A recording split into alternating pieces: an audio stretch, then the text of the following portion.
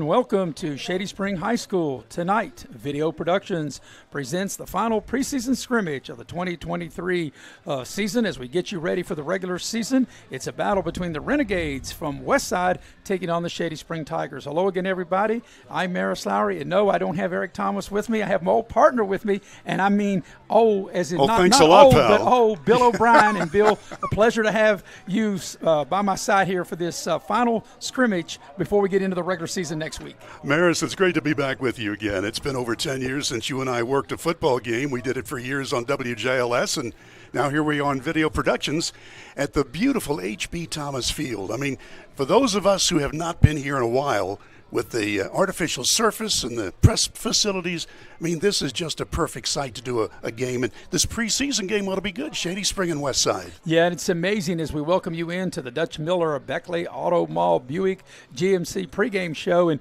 Bill, it's such a beautiful day. It's been a beautiful day in the entire area, and we're going to be probably in the lower 70s by the time we get it started. And the thing I'm looking forward about this scrimmage tonight, Bill, because last week Eric and I did the Herbert Hoover Independence scrimmage, and they went 10 plays, 10 plays, 10 plays, 10 plays. I'm told here tonight this scrimmage will be in line of more like a regular season game, and it won't be 10 plays. You get the ball to 30. If you fumble and the other team gets it, they get it. You don't get it back. So I think that ought to be a really interesting here tonight. Well, that's right. And also the clock will run as per a normal game, so we'll be a little bit more into the groove as far as bringing you a football game. We also understand that the first string, second, third, and fourth will all get a chance to play tonight. Well, I'm sure both coaches, you're talking about the veteran coach of Vince Colacerto in his 19th season at Shady, and also Justin Kogar, the head coach of Westside. They want to see all their players play. This is the final, the final rehearsal before the curtain drops next week when the season starts.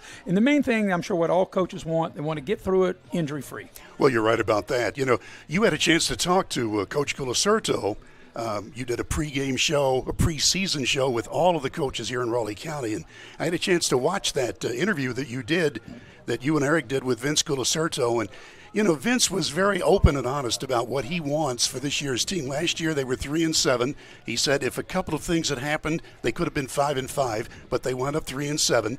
And he said what's going to happen is the returning starters must play better this year. Well, that's for sure, and especially when you have your seniors. And of course, we'll see a lot. We'll mention the name of Brady Green. We'll hear his name mentioned throughout. He's the starting quarterback, and there are a lot of other good players that we'll be able to mention throughout the broadcast. And of course, you're talking about seniors. One of the guys that's going to carry a lot of the load for the Tigers will be Gavin Davis, the 6', 200-pound senior. Gavin Davis not only is a good football player, but also a great athlete. He was also on the Shady Spring basketball team. You know, you're looking at kids here who are not only football players, but they can perform. And that's what Coach Colacerto is going to need. In fact, by the way, Coach Colacerto has his own son on this team. That's right. And, you know, one of the interesting things, Bill, I'm not sure if you're really aware of this for Shady, but they scrimmaged Richwood here last week. They have the scrimmage here tonight with Westside, and their first three games are at home against Roane County next week, then Nicholas County on September the 1st, and Summers County on September 8th. They don't hit the road till they go all the way across the county to Coal City to play the defending champion Independence Patriots. So they don't leave the county until they play Pikeview at Pikeview in September the 22nd. So they're going to be home, or at least close to home, for a long time. Well, glad you mentioned about the preseason game that Shady Spring played last week against Richwood. We understand that Shady won that game handily. And, of course, during a preseason, you know, the coaches are on the field and they're trying different people, they're trying different plays, and so they don't really keep score. But if you did keep score, you know that Shady Spring prevailed last week against Richwood, and you're hopeful that Shady Spring in the regular season that starts next week against Roane County, you know, that's going to be quite a test because Roane County's been good. Yeah, they've been in the playoffs each of the last two seasons, and a lot of big things happening, too, for the opponent tonight, which is Westside. Westside, you know, they got turf down there this year, as did Wyoming East. And matter of fact, those two Wyoming County schools will play next week at New Richmond at Wyoming East. So Westside, they're on the road here tonight. The regular season, they'll be at Wyoming East next Friday, and then they'll go to Mingo Central before they have their first home game against Man on September the 8th. By the way, speaking of Westside, and we know we have viewers, almost said listeners, but we have viewers not only from this area but all over the place. And for those of you who don't know, Westside is the western end of Wyoming County, and that was the consolidation years ago of Baileysville High School and Oceana High School. So, you know, Wyoming County has always loved their sports, And the western end of the county with a new head coach, they feel that they have a lot to prove this year. Shady completing their warm-ups. Westside just now emerging out of the locker room. We're going to have the playing of the national anthem, so we're going to take a break, and we'll be right back as this pregame from Beckley Auto Mall, GMC Dutch Miller rolls on, streaming here on Video Productions. Former college football player, I realized that sports-related injuries can happen real fast. Hello, I'm Dr. Gross. If your child or grandchild is dealing with sports-related injuries, or maybe you're dealing with something that just won't go away, call me today and I can help you get back on the playing field. To better serve you, see us at one of our 3 locations in Beckley, Whipple, and Sophia at the numbers listed below. So take care of yourself. You deserve it.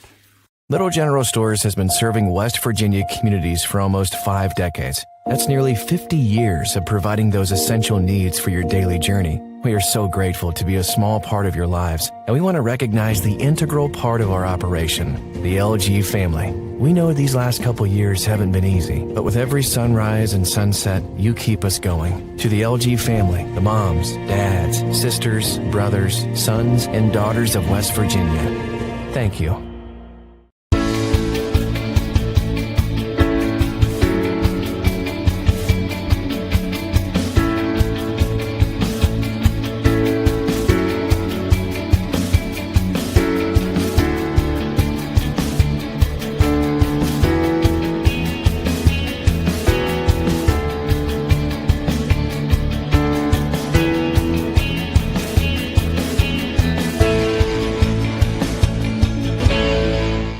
Unlock the money already in your home at City National Bank. Consolidate loans or fund your next big project with a home equity line of credit with a great low intro rate. Visit your local branch to get started. City National Bank, member FDIC, an equal housing lender. Learn more at homeequity.bankatcity.com. And we welcome you back to Shady Spring High School, and we're a couple minutes away from this final scrimmage of the 2023 season. I'm Maris Lowry with Bill O'Brien. We also have the heavy hitter, Mr. Nick Eskins, producing and directing, and we have an additional member to our crew, and the fine young lady of Faith Alexander. And I promise you, Bill, Faith is the best-looking member of our crew here tonight. You got that right. I'm sure I won't get any arguments with that, right? You are correct. All right, we're almost ready to start this game. And when you take a look at Shady Springs' roster, you know, they've got about 50, 55 players, so they had a lot of kids to come out this year. They will be in the gold uniforms with the dark blue numerals and the tiger headgear.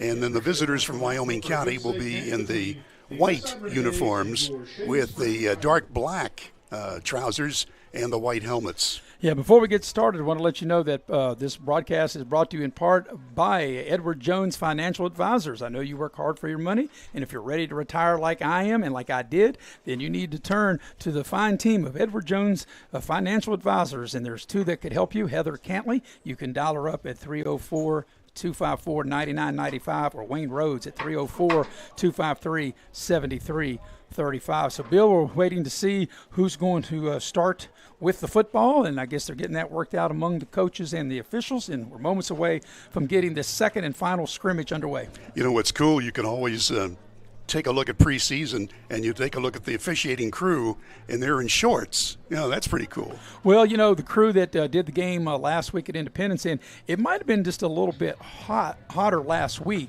Now, here, the way it is at Shady is where we're at on the press box side is the Shady side. And, of course, the visitors are right in the sun across the way. And it's, you know, for players down there on that turf, it probably feels really good, maybe a little warm if you're sitting out in the sun as the Westside fans are behind their bench. Maris, you had a chance to talk to Vince Culacerto, and you've got an opening lineup, and I think one thing we need to look at is the line play, because you can have a great quarterback, you can have a great running back, but if you don't have good line play, you're going to be in trouble. And Shady, you know, they were young last year on the line, but now they've got their chance to perform from last year, and they're going to be a whole lot better. Well, you're so right. At least that's what Coach Colacerto was hoping for, a whole lot better, because he felt that that would be the growth and the maturity of his team. And he mentioned that in that preview show that we had with him, and as the captains will meet at midfield. And the thing I like about this, Bill, this is just almost like the actual game, as we have the athletic director, Mr. Ronnie Olson, successful basketball coach here in the press box with us. Always a pleasure to see him. But, you know, Bill, that's what I like about this. This is really get your kids ready for when it really counts a week from now. And they're having the toss of the coin just like a regular game.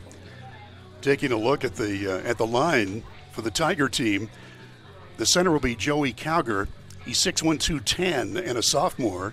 The guards are Connor Davis, 5'10", 195. John Cantley is the other guard at 5'11", 230. The tackles are John Hinkle, 6'1" and 230. Colton Henderson, 6'4" and 225. And Gabe Noblet, a 6-footer at 210 pounds. He's the tight end. So you've got some good size. And that's what they hope, that will be able to protect Brady Green. I had an opportunity to watch maybe 3 or 4 of Shady's preseason practices. And, you know, one thing about the Shady quarterback, Brady Green, of course, they're counting heavy on him. He slimmed down. He's moving better. You know, 2 years ago he had a torn ACL.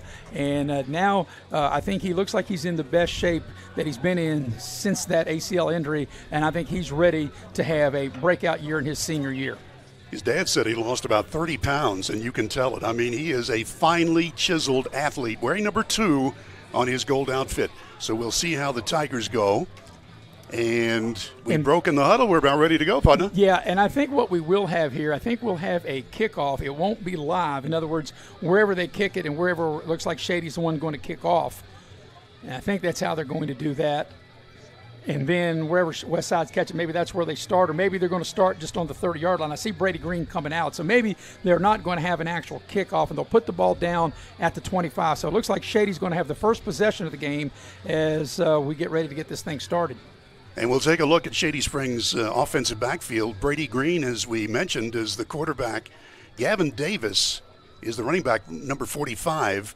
And then they have wide receivers in Jalen Bailey, Aiden Lester, Josiah McCoy, and Nathan Easley. So those, and we'll put numbers to the names as we move along.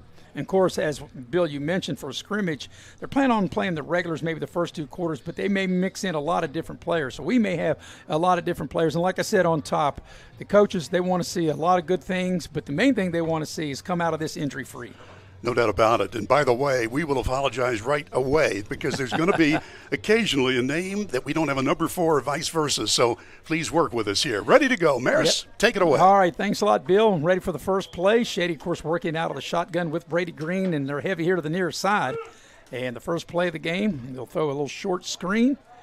And very minimal gain as Westside does a good job defending that, Bill. Looks like it's going to gain maybe a couple of yards. We're told that Brady Green, who obviously can throw the ball very nicely, that he's going to try to run the ball as well as pass. And so we'll see if they mix up those plays. Yeah, they're going to give him out to the 27. The receiver on that was Nathan Easley, the 6', 155-pound junior. That wide receiver screen to the near side. So it'll be 2nd down and 8 coming up for the Tigers. And once again, they're going to go heavy, but they'll go heavy to the far side this time as Green works out of the gun. There's the snap to throw. And he tucks it, and he crosses the 25. He gets out near the 30-yard line, and that's going to bring up 3rd down and about 5 as they put him just shy of the 30. And again, you get somebody like Brady Green who has the moxie, has the smarts to change as he has to. You know, his receivers were not open, so he decided to tuck it and run. So let's see what Shady will come up with. 3rd and 5 from their own 30-yard line.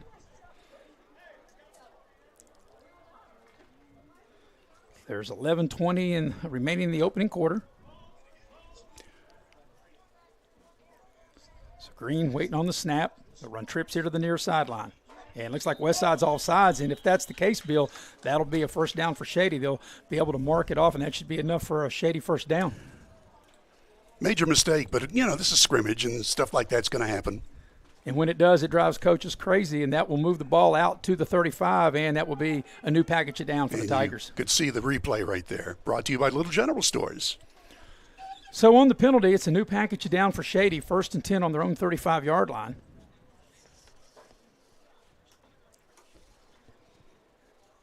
And the clock is running, and we're just approaching 1 minute into the ball game. Glad you're with us here on Video Productions. This is the 2nd final scrimmage of this season.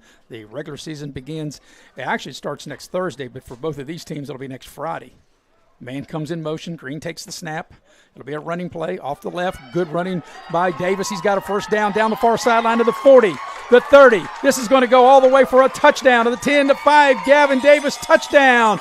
No flags, and that's going to be a 65-yard run for Gavin Davis off the left side, down the far sideline and into the end zone.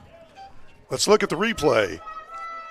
Gavin Davis working the left side, breaks a tackle, and watch out. He turns on the steam going down the far sideline. Yeah, got some big blocks from that left side of the line, and the thing, once he got free, he was able to outrun the Westside entire defense down the far sideline into the end zone for a Shady touchdown. Now, the extra points are not live, but Shady will line up, and it'll be Shamblin, I do believe. Yeah. That'll be in there to kick, to try to tack on the point. Jacob Shamblin, 6', 200. And we got a whistle. By the way, he's a soccer player, and they had a soccer game here just before this game. And Shady Spring, regular season game, by the way, Shady Spring won handily in that game. So that's going to be a penalty against Shady, a false start. They'll back it up 5 yards and retry on the extra point. But right off the bat, Bill, I think if you're Coach Carl Searcher, you had to like what you saw on that first drive. No doubt about it. Even though you were helped on 3rd down and 5, you were helped with a penalty. And a lot of times that's what happened. You commit a penalty, and then the other team, in this case Shady, able to go the distance for a touchdown. Here's the point after, as they back it up 5, and the kick's on its way, and it looks good, and it is. So on Shady's first possession, they're able to put it in the end zone on a 65-yard touchdown run from Gavin Davis. Your scoring recap brought to you by Pepsi of Southern West Virginia. Nothing tastes better than a nice blue can of ice-cold Pepsi. My favorite, no doubt about it. 73 degrees here at game time. It's just perfect weather. We're going to have a heat wave next week, but boy, tonight is the night to be outside. So it'll be Westside's chance now. Their first time on offense. They'll start once again on their own 25. They'll work right to left. Caden Vance, the 6'3", 190-pound junior, will be the quarterback for the Westside Renegades. In case you want to know where Westside is, it's in Wyoming County. It's Baileysville and Oceana that consolidated. And they're trying to spread Shady out, working out of the shotgun. Vance takes the snap. There's a running play.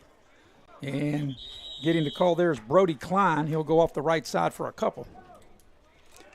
Brody Klein, a senior, 6', 211 pounds, wearing number 3 on his white jersey.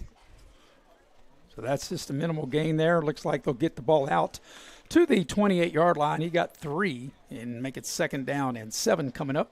We're coming up on the 10-minute mark of the opening quarter. So working from the gun again. Vance takes the shotgun snap, running play. And this time the ball carry once again is Klein, and he'll get the ball just over the 30 to the 31-yard line and bring up a 3rd down. So they got to get out to the 35, so they got 3rd and 4 coming up. Don't know much about Westside. We're going to find out just as you watch. We're going to watch them as well. But, you know, when you've got a brand new coach, I mean, you've got a whole new system. Well, 2 years ago, Eric and I had the pleasure of going down to Westside and called the Westside Shady game in a regular season game, which Westside beat Shady 2 years ago. So here comes the 3rd and 4. Westside on their own 31. It's going to be a keeper. That'll be a 1st down and more, up over the 35, gets up over the 40, and that's a nice job by the quarterback, Caden Vance, slender, 6'3", 190, and that was a nice play fake, Bill, and able to pick up that 1st down. And let's take a look at the replay again. Well, that quarterback knows what to do. Followed his blockers beautifully. Yep, up over the 40. They'll put the ball down at the 40, looks like the 43-yard line, and a new package it down for the Renegades. Shady Spring looking to add a lot of kids in the linebacking and the defensive backfield. So they're going to go trips to the far side. Here's the shotgun snap, rolling the pocket. Vance looks to throw, goes deep, got a man wide open, and it's caught at the 25 of Shady, inside the 20, all the way down to the 15-yard line. Canada, hauls it in, and he got wide open as we watch the replay. How did he get this wide open, Bill? Well, I'll tell you what, somebody broke down on defense. I mean, he was wide open, juggled just for an instant, and then knew what to do with it. So they get the ball all the way down to the 15 of Shady, and a 1st down for Westside. Shady scored on its first possession. They got a 65-yard run from Gavin Davis, They made the point after. And now this is Westside's first possession, and they're now in the red zone knocking on the door. 1st and 10 at the Shady 15. Running play up inside. Good hard run that time by Klein. He'll get the ball down to the 10 and pick up 5 on 1st down. And Maris, you said it. He runs hard. He just put his head down and just bowled right away up to the center of the defense and got a nice gainer just outside the 10. Yeah, his knee must have hit. They put him just on the north side of the 10, about the 11. So we've got a 2nd down play coming up for the Renegades. Vance out of the gun. Takes the snap. Going to throw to the far side. It's caught. And Shady defended that very well. Big hit on the far side there. Runyon caught it. Yeah, and he probably wish he hadn't. He takes a big hit. As Shady defended that well, as we'll watch this hit. Runyon's got it. And they got him. Boom, did they ever. So they do gain about a yard to the 10 and brings up 3rd down. They can pick up a 1st down at the 5. So 5 for a 1st down, 10 for a touchdown on this 3rd down play. But you got to think, Bill, they probably have 2 plays in which to pick this up. Oh, yeah. They're going to put a man in motion. There's the shotgun snap. It's going to be a keeper, and Shady's all over that. That's going to lose yardage back to the 14-yard line. Great defensive play by the Tigers. And in on that play was Henderson, a 6'4", 225-pound junior for Shady. Colton Henderson really showed how you make a defensive play. So it's 4th down, and no question, I'm sure Westside will go for it, unless they have a kicker that they want to try. But looks like they're going to keep their offense out there. So they can get a 1st down without a touchdown. They have the ball at the 14. They got to get to the 5, so they need 9 to keep the drive alive. And like I said, 14 would get them a touchdown. So let's see what they do here. 7th play in the drive. Yep, Vance coming up. You got twins to each side, takes the shotgun snap. Pressure comes. He steps in the pocket, going to the end zone, got a man out there and overthrew him. So Shady's defense holds after they gave up the big play. Shady turns Westside away, and now Shady will now take over on their own 14-yard line. Well, Westside's got to be happy that they were able to move the ball down the field, and they showed flashes of brilliance and mixed it up, passing, running, pretty much equal. But I think they had to be disappointed they got the ball as deep as they did and not able to cash in. Mm-hmm. And, of course, like I said, that's why we have these scrimmages. So Shady will take over their 2nd possession on their own 14-yard line. Brady Green brings them out. The last time Shady had it, they scored on a 65-yard run by Gavin Davis. From their own 14, man comes in motion. Green to throw with time. Steps in the pocket, got a man. It's caught up over the 30 and all the way out to the 35-yard line. That was a nice play by the big tight end. Gabriel Noblet. Noblet able to haul it in, and they'll get over the 35 out to the 36 for a huge gain and a 1st down for the Tigers. You know, we mentioned about Vince Colacerto being here in his 19th season as the head man for the Tigers, but his brother Phil is also an assistant coach. Phil was, well, a top quarterback for Woodrow Wilson back in the day. In fact, he was the man when Woodrow won their last football championship in 1977. So from their own 36, here's Shady with the 1st down. Green with the snap. They're going to run Davis. That's the play they scored on. He gets to the edge. He's over the 40, and he's wrestled down about the 42-yard line. Once again, another good gain. And right now, Bill, it looks like Shady has seen something. That, like I said, that play was what they scored on, and a 7-yard gain on 1st down. Yeah, Davis is he knows where the hole is and knows what to do about it. Yeah, it looked like he had a nice seal-down block on the edge and get the ball, as I mentioned, up over the 40 out to the 42-yard line. Actually, they'll give him 6 on the carry, make it 2nd and 4 coming up. Glad you're with us here on video production. Approaching 5.5 to go, opening quarter. The final scrimmage before the regular season starts next week for both of these teams. Here's a keeper by Green, and he dives over the stakes for the 1st down and gets over the 45 out to the 49-yard line, and another package down for Shady. If you've just joined us, Shady Springs scored the first time they had the ball, marched right down the field, and the 65-yard dash by Gavin Davis was the score. And here's Shady's 2nd opportunity on offense, coming down to the 5-minute mark of the 1st quarter. Yeah, they're going to say Green's knee hit on the 48, but nevertheless enough for a Shady 1st down. So from their own 48, 1st and 10 for Shady. Green working out of the gun, puts a man in motion. And here's a handoff to Davis. Davis juking and jiving. He's got a first down. He breaks a tackle, and he gets down to the 35-yard line of Westside. A tremendous run by Gavin Davis. Wow, that was sweet. And he rolled over Cameron York, the defender. Let's look at the replay, and you can see it.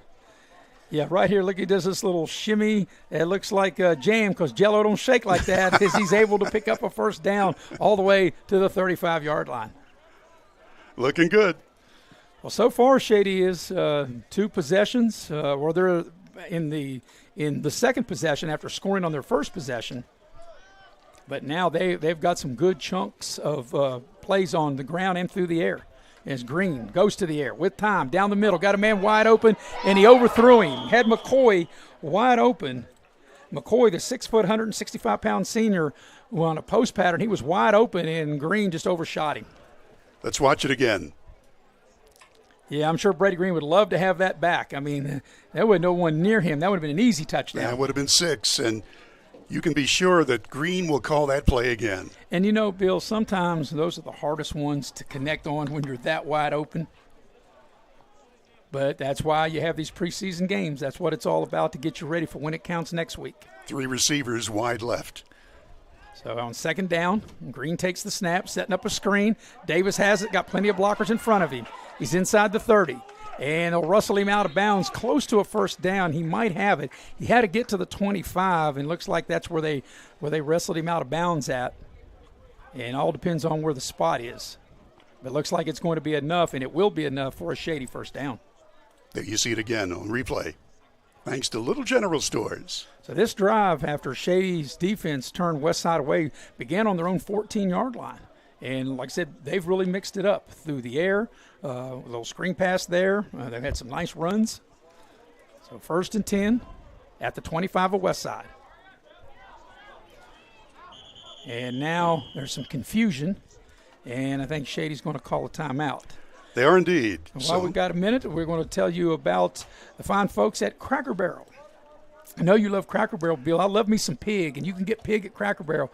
Whether it's breakfast, lunch, or dinner, they serve it breakfast at any time. So breakfast can be your breakfast or your lunch or your dinner with delicious eggs, and I love me some sausage and bacon. Maris, I was there for lunch yesterday and had breakfast for lunch, and it was great. French toast. When I'm there, I always got to have me some pig. I got to have me some eggs, sunny side up, and I got to have me some sausage and bacon. Not sausage or bacon, sausage and bacon.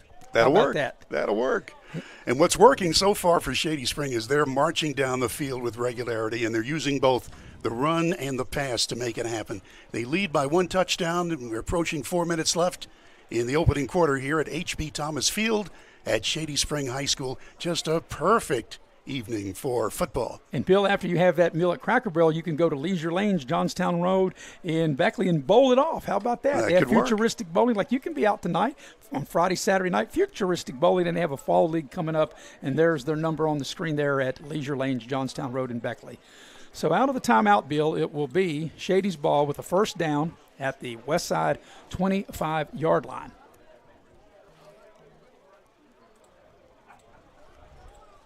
So Brady Green will work out of the shotgun.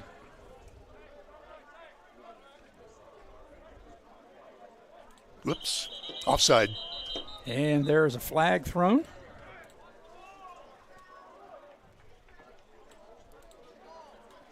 And did Westside jump or did Shady cause him to Apparently, jump? Shady.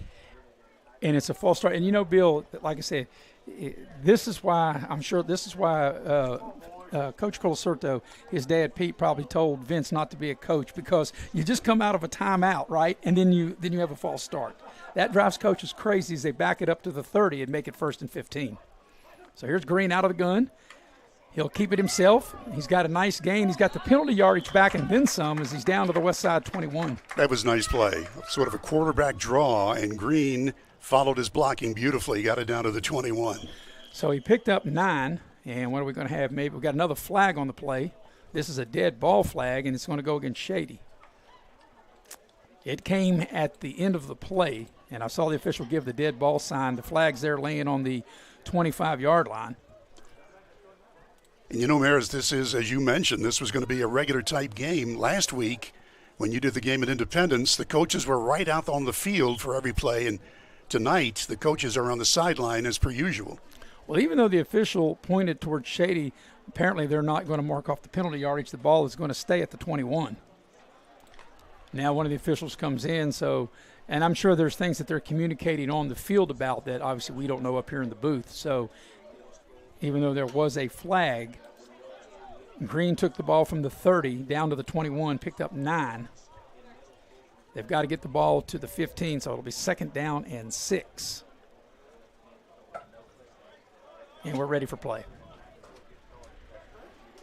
Green takes the snap with time. Got a man open in the end zone, and they misconnected. They had Jalen Bailey wide open in the end zone, and Bailey, like he was curling in, the pass went out, and Shady not able to connect on that.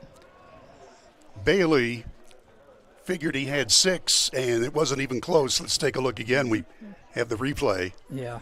So that's 2 plays that Shady would love to have back that they should have had touchdowns on by having open receivers out there and just a miscommunication. So it'll bring up a 3rd down on the incompletion. 3rd down on the Westside 21. The spot to gain will be the 15-yard line. So let's see what Shady will muster up on this 3rd down. Shotgun snap. Green in the pocket. Got a man open to the post. Caught. Touchdown. Well executed play. That time they connect to Bailey. Jalen Bailey hauls it in from 21 yards out, and that's 2 possessions and 2 touchdowns for Shady. They have a rushing touchdown and now a passing touchdown. It'll be Green to Bailey as there's the replay. Yeah, look at this. Beautifully done. So 2 possessions and 2 scores, and I would say, Bill, that outside of a penalty here and there, Shady has looked very sharp here in this opening quarter. No doubt about it. 3:47 left in the opening period. And here comes the PAT. Once again, it's not live. The kick is on its way. It looks good, and it is. And that extends a 14-0 lead. That drive started back on the 14-yard line. And I think you have how many plays that drive was. Okay, I got to add this up, huh? 2, 4, 6, 8, 10. 10 plays, and from the 14, that would make it, 80? 86? 86 yards, yes. And your scoring recap brought to you by Pepsi of Southern West Virginia. Nothing tastes good as a nice blue can, ice cold of Pepsi. I prefer the Diet Pepsi, but as long as it's Pepsi, you know it's good. Hey, I got one ready. I love the regular, the high test. So, Bill, it'll be Westside's second chance on offense, and they drove the ball down and got as close to the Shady 11 and was not able to punch it in. Shady's defense held them, and now Shady 2 possessions and 2 scores. And now let's see what Westside will do. As once again, Caden Vance, the 6'3", 190-pound junior quarterback, will work out of the shotgun. And it'll be a jet sweep, and Shady was ready for that. That's going to go nowhere. Great defense. And it was Runyon that time on the carry, and actually going to lose maybe a half a yard back inside the 25 and bring up 2nd down, and looks to be, we'll call it 11, back to the 24-yard line. Christian Smith, the sophomore, 5'9", 170, credited with the tackle. Once again, a very beautiful evening here in Shady Spring, West Virginia. The 2023 high school season will begin with a half a dozen games next Thursday, but the majority of the teams will open up next Friday. As here is Vance on a keeper. He's got a good gainer up over the 30, and he gets out close to a 1st down. He's going to be about a yard or 2 shy. It'll be 3rd down and a couple coming up. Yeah, he got 9 out of that. So Eric will join me next week as we'll begin the regular season. We'll be down in Glen Daniel, West Virginia. It'll be a Raleigh County battle. The defending Class AA champion Independence Patriots, they'll take on Liberty. By the way, Independence tonight, Bill, really stepping up in class. They're in South Charleston, scrimmaging South Charleston and Princeton tonight. Yeah, John Lilly's got it going on there at Coal City. So here's 3rd and short. They got to get out to the 35. They need about 2 yards. It'll be a straight run, and all depends on where they put the ball down, where the quarterback's Vance knee hit. And he might come up a little short. He's going to be like the nose of a football. He's got to get actually to the 35, and the ball's not quite on the 35. Jonathan Cantley, 220-pound, 5'10" junior with a terrific defensive play. So we're looking at 4th down and a Pepsi can. How about that?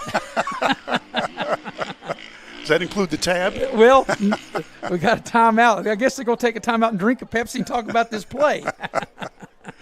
A big play for Westside. They're down by 2 touchdowns, and we're late in the first quarter, 2 minutes and 4 seconds left in it. And while we got a minute, we want to talk about the fine folks of Indoor Air. Indoor Air is a proud sponsor of Raleigh County Sports.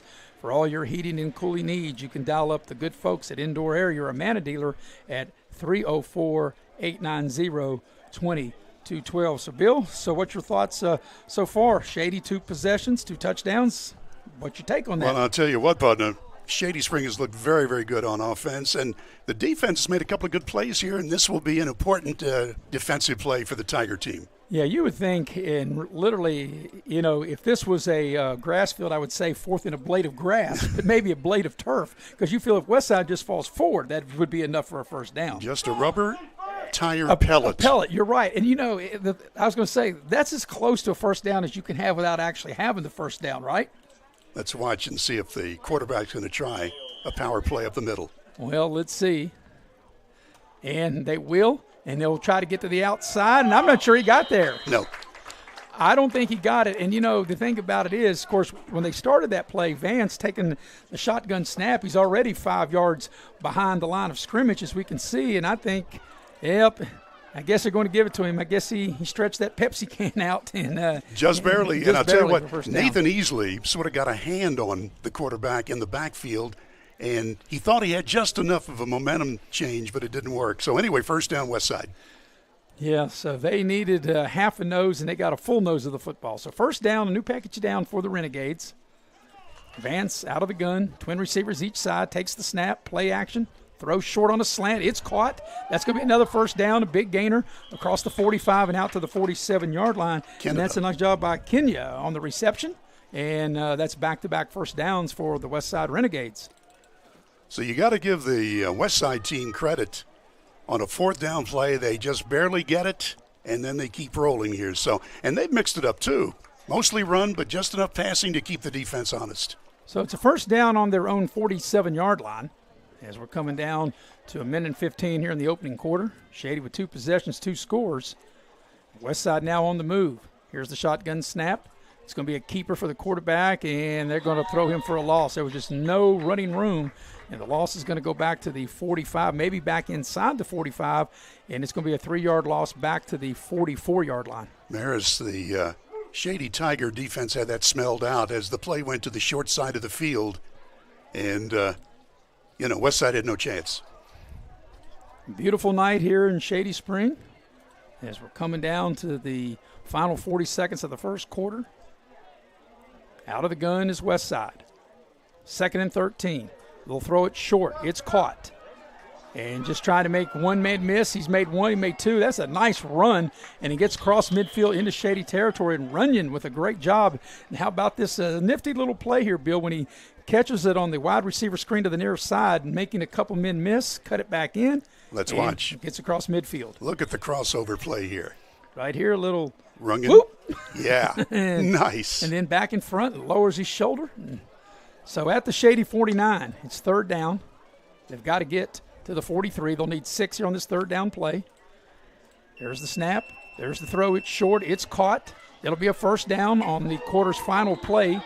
And that's going to be Runyon again, and he's out of bounds, but he does have a first down as the first quarter comes to an end, and on the far side there to the Shady 40-yard line. So that's the end of the first quarter of the scrimmage. Shady leads 14-0. We'll take a quick break, come back.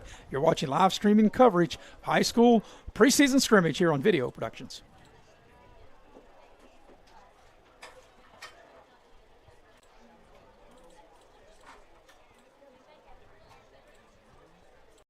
It's 4th down, seconds on the clock. He hands it off, finds a hole in the middle. Clear, nothing but incredible. A touchdown for the win. I can't believe it. Pizza, better with Pepsi. You have a goal. You know what you want. Start with us, New River Community and Technical College, your community college. Take classes online or in a classroom in Beaver, Lewisburg, Summersville, or Princeton, or step outside the classroom in one of our technical or health programs. Find flexible and affordable options to help you reach your goal. It's closer than you think when you start with us, New River Community and Technical College. Apply today. With Bill O'Brien, I'm Maris Lowry here at Shady Spring High School. The heavy hitter, Mr. Nick Eskins, producing and directing, and the lovely Faith Alexander on camera. First time working with our crew. And Bill, glad to have you. This is the first time you and I have worked a football game together in over a decade, like 2012. The last time you and I did back in our days of doing radio. But Bill, I guess they thought we got better looking because they put us on TV, but then they never show us, so maybe they didn't. They figured that out, Faces for radio, no doubt about it. Yeah.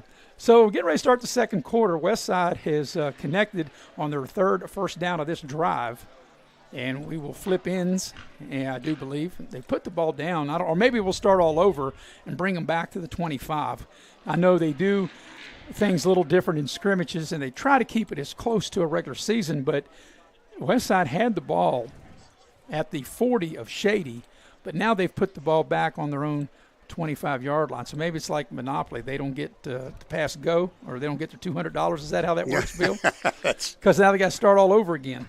They do indeed. And that's part of the fun of a scrimmage game. By the way, Shady Spring with a 65-yard Gavin Davis run and a 21-yard touchdown to Jalen Bailey for the Tigers. And another thing, Bill, since they start over, they may start the scoring over like they do in basketball. It might be 0-0 again for the second quarter. But here's the first play of that second quarter, and that's a run, and that is Klein, and he takes a big hit as he gets a couple of yards across the 25-yard line. So he's going to gain 2 out to the 27, second down and 8. So Westside quarterback Caden Vance, he's a junior, 6'3", 190. And I like him a lot. Yeah, like I said, we've got good size, 6'3", 190. We saw he's got a good arm. He can run the ball. He's kind of cagey when he's running the ball up inside.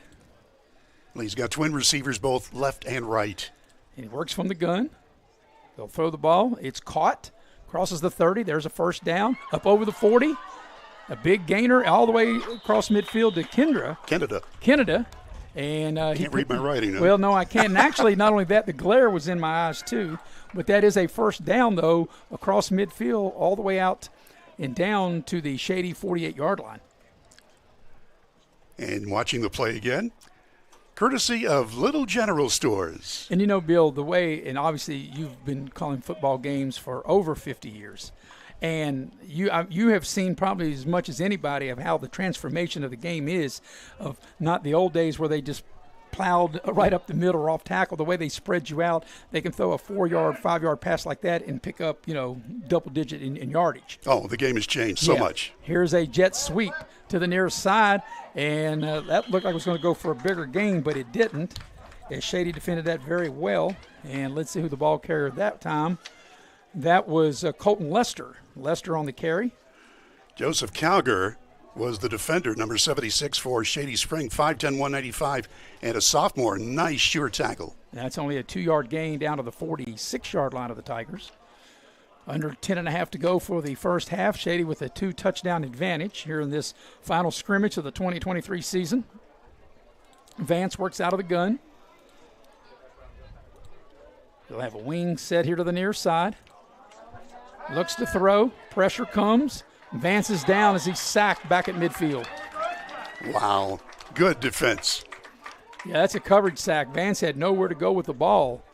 And, you don't want to force it into coverage. And Shady did a good job. And it's a long time to have to hold the ball. And Vance trying to elude it and couldn't. They sacked him back at midfield. That was Jonathan Cantley, 5'10", 220, and a junior for Shady Spring. So it brings up third down.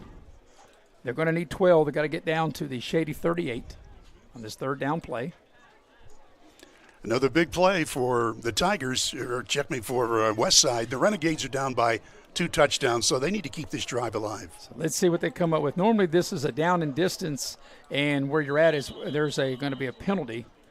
And like Shady was bringing a blitz, and I don't know if that caused Westside to move or if Shady came across the line as the side judge threw the flag, and it's going to be a false start, so that's going to back Westside up 5 more back to their own 45-yard line. Maris, I'm almost afraid to say this, when you and I would work, and I would say, the game is moving along at a great clip, and it would take 3.5 hours, and then I would say, well, there have been very few penalties, and then all of a sudden every play was a flag. So far, this has been a very well-played game. And, last week, too, for the first scrimmage between Independence and Herbert Hoover, of course, that was a rematch of the AA championship, but I thought the game last week was well played. They had very few penalties, and really here tonight, for the biggest part, yeah, we've had a few penalties that coaches don't like. Obviously, they don't like any penalties, but especially in some of the situations. But by and large, the game has been played well. Here's the third down play.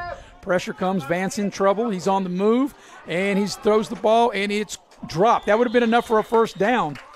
He had a receiver open just past the sticks, and the receiver on the far side, I can't quite see who that is, but he knows he should have had it. Let's take a look in the replay, and then we'll be able to see. Austin Bishop. And he's kicking himself because he was wide open, and he just dropped that pass. And the receiver had presence enough to go past the down marker, so it would have been a first down. And I like that Vance, he could hear the footsteps.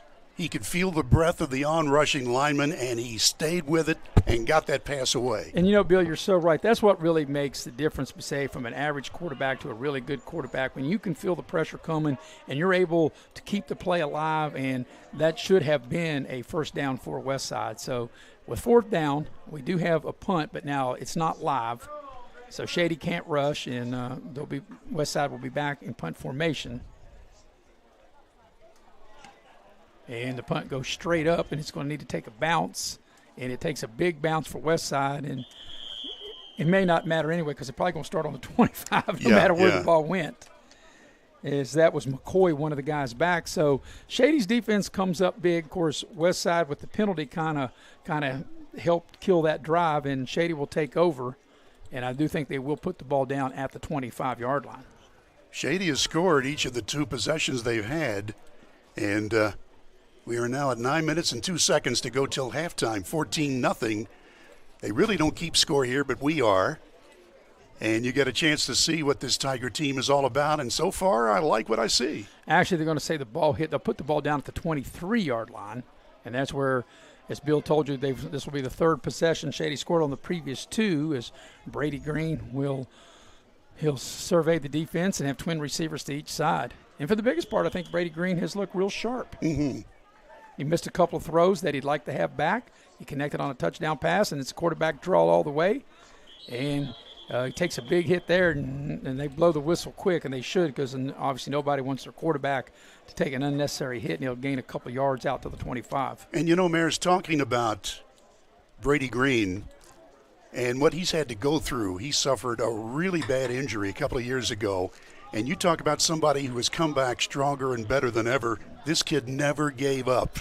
Yeah, and the big thing is the way he worked, and like I said, he really slimmed down, and you mentioned it back in the pregame show. He lost about 30 pounds, and no question that's make him more efficient as the Shady Spring signal caller. So here's 2nd and 8. Here's Davis. He's had a big 65-yard touchdown run, and he's got another big gainer. He's out near a first down, and there's a penalty flag comes in, and that was a good gain. And enough for a first down, but we've got to wait and see what the flag is. There might be a hold on the edge that will wipe out this first down run. Maris, when you take a look at the Tiger team, and we watch that play again, see if we can see that penalty. And there it is, a hold on Shady, and that'll wipe out that first down run by Davis. But you've got a quarterback in green who obviously knows what he's doing.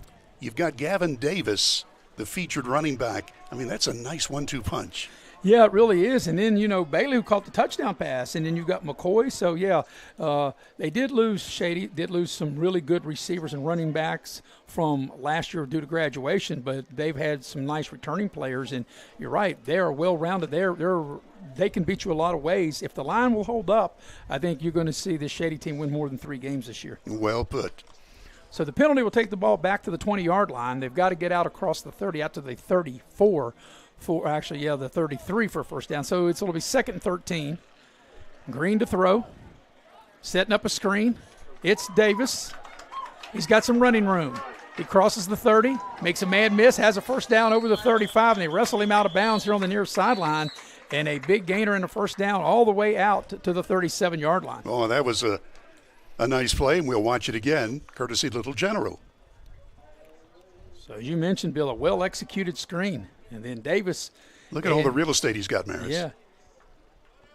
And made that one guy miss and falls forward out, like I said, over the 35 out to the 37 for a new package it down for Shady. And I think that was Parker Lambert who wrestled him out of bounds. But, again, a first down for the Tiger team as they continue to move the ball nicely. So here's Green working from the gun, as basically he's done the whole night, will be the whole season now. And I'm looking for the play clock, and as I look, it's 0, and I think Shady run out of time. Speaking of time, 7:34 left until halftime. Regular season starts next week, and Shady will be at home against Roane County. The Raiders will come to town, and that's not going to be an easy game. Yeah, Shady's first 3 games are home, as you mentioned. Roane next week, Nicholas County on September the 1st. Summers County is the game we'll have on Video Productions on the 8th. And their first away game is just across the county against Independence. So like I said, I mentioned this in the pregame, as Shady will run the ball to Davis. They won't leave the county until they're in September. Davis with a huge gain as he gets all the way out to the 45, and it'll be second short after that penalty, but a huge gain by Davis on first down. Dakota Martin, defensively for Westside, stopped an even bigger gain. Let's watch it. So it'll be a second down play. They'll need 3 yards. Actually, they're only going to need 2 yards. They got to get out to the 47. The ball's put down at the 45. And Green on second down. He'll keep it himself after the fake. He's got a first down, crosses midfield, and he lunges forward as he gets the ball down to the Westside 46-yard line. And we'll give credit on the tackle to, well, there's a number that I don't have for Westside, number 11, but he made a nice play after the first down. So 1st and 10, Shady at the 46 of Westside.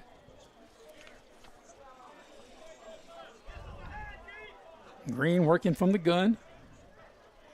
Westside jumped, and those are just mental mistakes, and those are things that drives coaches crazy. But if you're going to have them, Bill, you'd rather have them this week and not next week. Exactly. Which, by the way, Westside will open up against Wyoming East. And one thing I had mentioned on top, both teams now have turf, Bill. So almost all the teams around West Virginia now have turf, and that's become really the standard, really just almost everywhere. But it's good to see. I would say about 90% of the teams in West Virginia all play on turf now. And it looks great, and it feels great. It's just, its time has come. So it'll be 1st and 5 after the penalty. Mark off the 5 yards. The ball down to the Westside 41.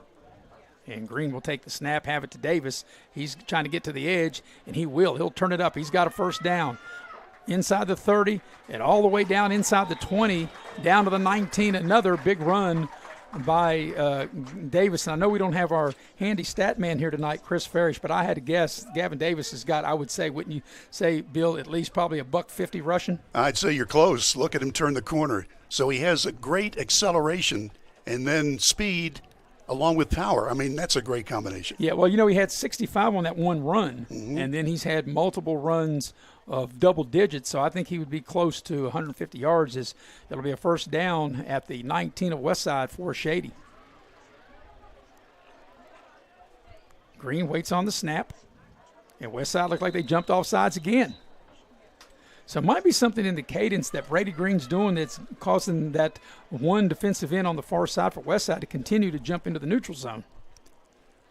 Just over 6 minutes left till halftime, 14-0, favor of the homestanding Tiger team, and they have just looked great. This is a long drive, their third possession, and the first 2 resulted in scores, and here they are 14 yards away from another. Well, they'll tack 5 yards from the penalty, so take the ball to the 14, make it 1st and 5. It's when you like to throw. So let's see what Green does. Puts a man in motion, and they're going to run the ball. And it's Davis. He's up inside. He's inside the 10. He's still on his feet as he gets down to the 5, and they push him back. But his forward progress is going to take him to the 5 or maybe inside the 5. And depending on where they put him down, looks like they'll put him down right at the 5-yard line. Well, Davis just looks so great. Look at this run. Power. He's hit, and he keeps going. Yeah, he was able to spin and try to plow forward, and it'll be a first down. Let's see where they're going to put him down at. The near side. Looks right at the 5. Judge, yeah. Well, she's standing inside the 5, and I think you're right. Going to put the ball down right at the 5. Which will be a 1st and goal once we get, I would say, the dust, but since we're not on grass, it wouldn't be the dust that settles once we get the pellets settled, right? Oh, man. So it'll be a 1st down. The ball's right at the 5-yard line. Shady trying to get their 3rd score of the game. They've scored each of their previous 2 times. Green will keep it himself, follow his blocking, and he's into the end zone for a Shady touchdown. So another long drive. This one started back on their own 23-yard line, and they were able to mix it up with some passes, runs, a screen, and then Brady Green finishes the drive with a 5-yard touchdown run. So 3 possessions for Shady and 3 scores. So that was on their own 23-yard line. That's a 77-yard drive. And how many plays, sir? Oh, man. And by the way, I haven't done this in over 10 years, so it's anywhere. It's right around 8. I'm making Bill work tonight, right around 8. Yeah, give or take. Give or take. We'll say 8. As the extra point is good, your scoring recap brought to you by Pepsi of Southern West Virginia. That's what Bill needs. Bill needs a Pepsi, and Bill, once you get a Pepsi, that'll help you count better. Amen. I'm ready.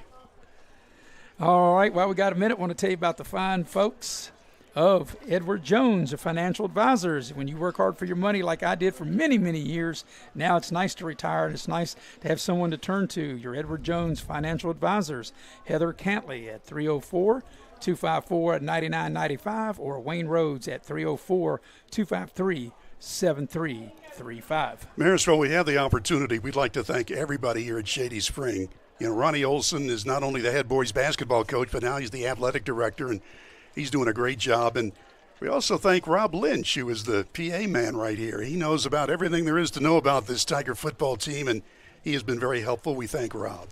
So it'll be Westside's ball on their own 25-yard line. And, you know, Westside has moved the ball, but some of their mistakes have really hurt them. A drop pass, a couple of penalties. And so here's Vance to throw on 1st down. Pocket breaks down, and he's sacked. And again, 56. Jonathan Cantley, as you'll see in this replay, he grabbed that shoe and wouldn't let loose. Watch him. The loss goes back inside the 25 to the 23-yard line, bring up 2nd down and 12. We know Coach Colacerto said, hey, the defense is going to have to rotate, and these guys step up, and I think they're doing it. So here's Westside on a 2nd down play. Vance takes the snap. It's going to be a running play, and it's going to get just a few yards, and a big hit was delivered that time on Brody Klein. Connor Davis, Jr., 5'10", 195, wearing 50. Here it is. So it's going to bring up 3rd and 10 for Westside. And when we get to the second half and we're 4 minutes away from doing that, then I'm sure both teams will have a lot of new players in the second half of this game. But the main thing both coaches wanted are ones-on-ones for this whole first half, and Shady has really looked good doing that. Here's a pass. It's caught. That'll be a 1st down. Nice job. Actually, will it be a 1st down? I thought he was going to get out to the 35, and he won't. And that reception by Kyler Canada. But he's going to come up a little short. I don't think he's going to make it to the 35, or is he? He may make it to the 35. The official's standing right there, and that should be enough for a 1st down, and it will be. I thought maybe his knee had hit. When he initially caught it, Bill, I thought he was going to make the 35 easy, and then I thought maybe his knee hit, but he's able to get the ball right out to the 35 to move the chains. Westside would love to get on the scoreboard before intermission. They trail by 3 touchdowns to Shady Spring. So here's Vance, and he's been out of the shotgun the whole game, and pretty much all these teams, that's pretty much what they do. And it's going to be a running play. Vance breaks a tackle, falls forward, and gets out to the 39-yard line. Vance was lucky to get as much as he got because there was a little bit of communication. He bumped into one of his linemen as Vance started to roll and still powered forward and got a good 4-yard gain. Yeah, they looked like they had a tight end that was crashing down and ran into his quarterback, and it kind of disrupted that play, but a positive gain for 4 yards. Westside will open up against Wyoming East next week. Shady home against Roane County. Roane County, as we talked about, Bill, they've made the playoffs each of the last 2 seasons. Of course, the county rivalry there in Wyoming County, always a battle when Westside and Wyoming East play. Here's a throw out to the far side. It's caught, good blocking, and the gain gets out to the 44-yard line, and Bishop on the catch. So it's going to bring up 3rd and short. Well, again, they're moving the ball west side, but they need a big chunk of real estate right now because we're getting down to 2 minutes to play in the first half. Yeah, of course, I'm sure they're thinking get the first down, get your first, and then maybe try for the big play. We'll see what they do here. So they need a full yard. They're at the 44, got to get out to the 45. It's going to be a running play, and that's not happening. Shady with a great job. Nice defensive play by the Shady Tigers. Joseph Calger, another good play defensively for the Tiger team. Let's watch it. Yeah, Calger able to get penetration and blow the play up. Wow. And it'll be 4th down, the ball all the way back to the 41. So they need 4 yards on this 4th down play. I'm sure they would go for it. We're under a minute and a half remaining here in the first half. That's how you play defense. That's how it's taught. By the way, nice crowd here at H.P. Thomas Field tonight. This is just a scrimmage game, but boy, a lot of people, and they have always supported the Tiger athletic programs here in Shady Spring. And Bill, across the way, a good crowd from Wyoming County, from Baileysville, Oceana, made their way up here as we got a whistle. And what do we got? We have a timeout for Westside. They're going to think it over. While we got a minute, we want to thank all of our sponsors that make this happen, and without them, we cannot make this happen, and we appreciate it. Dutch Miller Beckley Auto Mall, Massey Power Sports, Pioneer Bank, New River Community and Technical College, Allstate Lori Richmond, Window World of Beckley, City National Bank, CBS, which is a chemical biosystem in Grandview, Friendship Kia, Modley's Plumbing, Pepsi of Southern West Virginia, Chris Gross Chiropractor, Little General Stores, Leisure Lanes, Cracker Barrel in Beckley and Princeton, Indoor Air, Edward Jones, and Giovanni's Pizza. Mamma mia. Bill, you might be Irish going in, but if you go to Giovanni's, when you come out, you be Italian. Hey, I'm half Italian for sure, and we thank our sponsors. Without them, we couldn't be bringing you these games. By the way, Maris, when we get the chance, we need to let everybody know about where you can pick these games up because there is a new location on the web. Well, you can go to the website, Video Productions website, and of course you can go to VP TV, of course VP standing for Video Productions and TV, and of course you can pick it up on Facebook as well. So there's so many ways, so many different platforms how you can pick our games up. All right, 4th down play, and Westside jumped, and like I said, that just drives coaches crazy. You just had a timeout. You're trying to convert on 4th down, and then you have 2 players that move, and that's going to cost them 5 yards and make it 4th and 9. I'd say they still would go for it. Yeah, that's a big penalty, though. 4 yards for first was manageable, and now tack on another 5, and it's not quite so easy at the 36. And, Bill, to quote my regular partner, Eric Thomas, that's a very teachable moment. And will they convert? The throw is caught, or the pass is caught, rather, but up under is Bishop, and he didn't go far enough, and Shady turns him over on downs. So he needed to get out to the 45, and he stopped at the 44. He stopped a yard short of what he needed, and Shady able to make the hit to take over. Just under a minute to play till halftime, and Shady sprang up by 3 touchdowns. And as you mentioned, Bill, we're under that minute left in the half. This will probably be the last possession for the Shady offense. So they want to tack another score on as they'll start this time at the 44-yard line of Westside.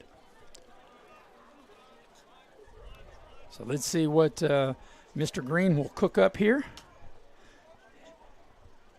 There's a man in motion, and Green is sacked. Oh, you talk about a blitz. Yep. And we'll watch it again. Looked like they were going to try to get the ball out here to McCoy as they put him in motion. Cameron York, 5'10", 210, and a sophomore for the Renegades, made a super play. And they sack Green across midfield back to their own 49-yard line. So that's a loss of 7 on 1st down. It'll be 2nd down coming up. Clock running down to the final 20 seconds of the half. We might get one more play independent on the result here as Green's out of the pocket, and he's going to get out of bounds. He got a nice gain, took a big hit. And there's a flag. He got a lay hit. He took a big hit, knocked his helmet off, and he's knocked out of bounds over on the far sideline. He's laying there on his back as we watch the replay. He took a huge hit with 14 seconds left in the half as we watch this. Right there. It comes. Bam. Bam, right to the head. Ouch. Knocked the helmet off.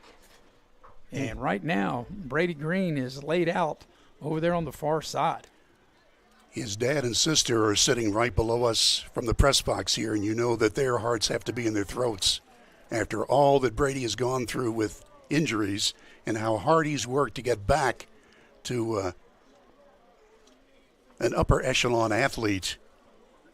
Coach Curl Serto making his way across the field. I mean, you don't want to see this. I mean, if you're a coach, you're thinking, wow, you know, and you're in a scrimmage, you're trying to get out of bounds. I know it's only the last 14 seconds, and just a big hit. And Green right now is laid out over there on the far side. So we hope the best for him as Coach Curl Serto over there on the far side down on one knee. And don't want to speculate, but that was a big hit. We're going to and take a break. We'll be right back. You're watching live streaming coverage of this high school preseason game right here on Video Productions. As a former college football player, I realized that sports-related injuries can happen real fast. Hello, I'm Dr. Gross. If your child or grandchild is dealing with sports-related injuries, or maybe you're dealing with something that just won't go away, call me today and I can help you get back on the playing field. To better serve you, see us at one of our 3 locations in Beckley, Whipple, and Sophia at the numbers listed below. So take care of yourself. You deserve it.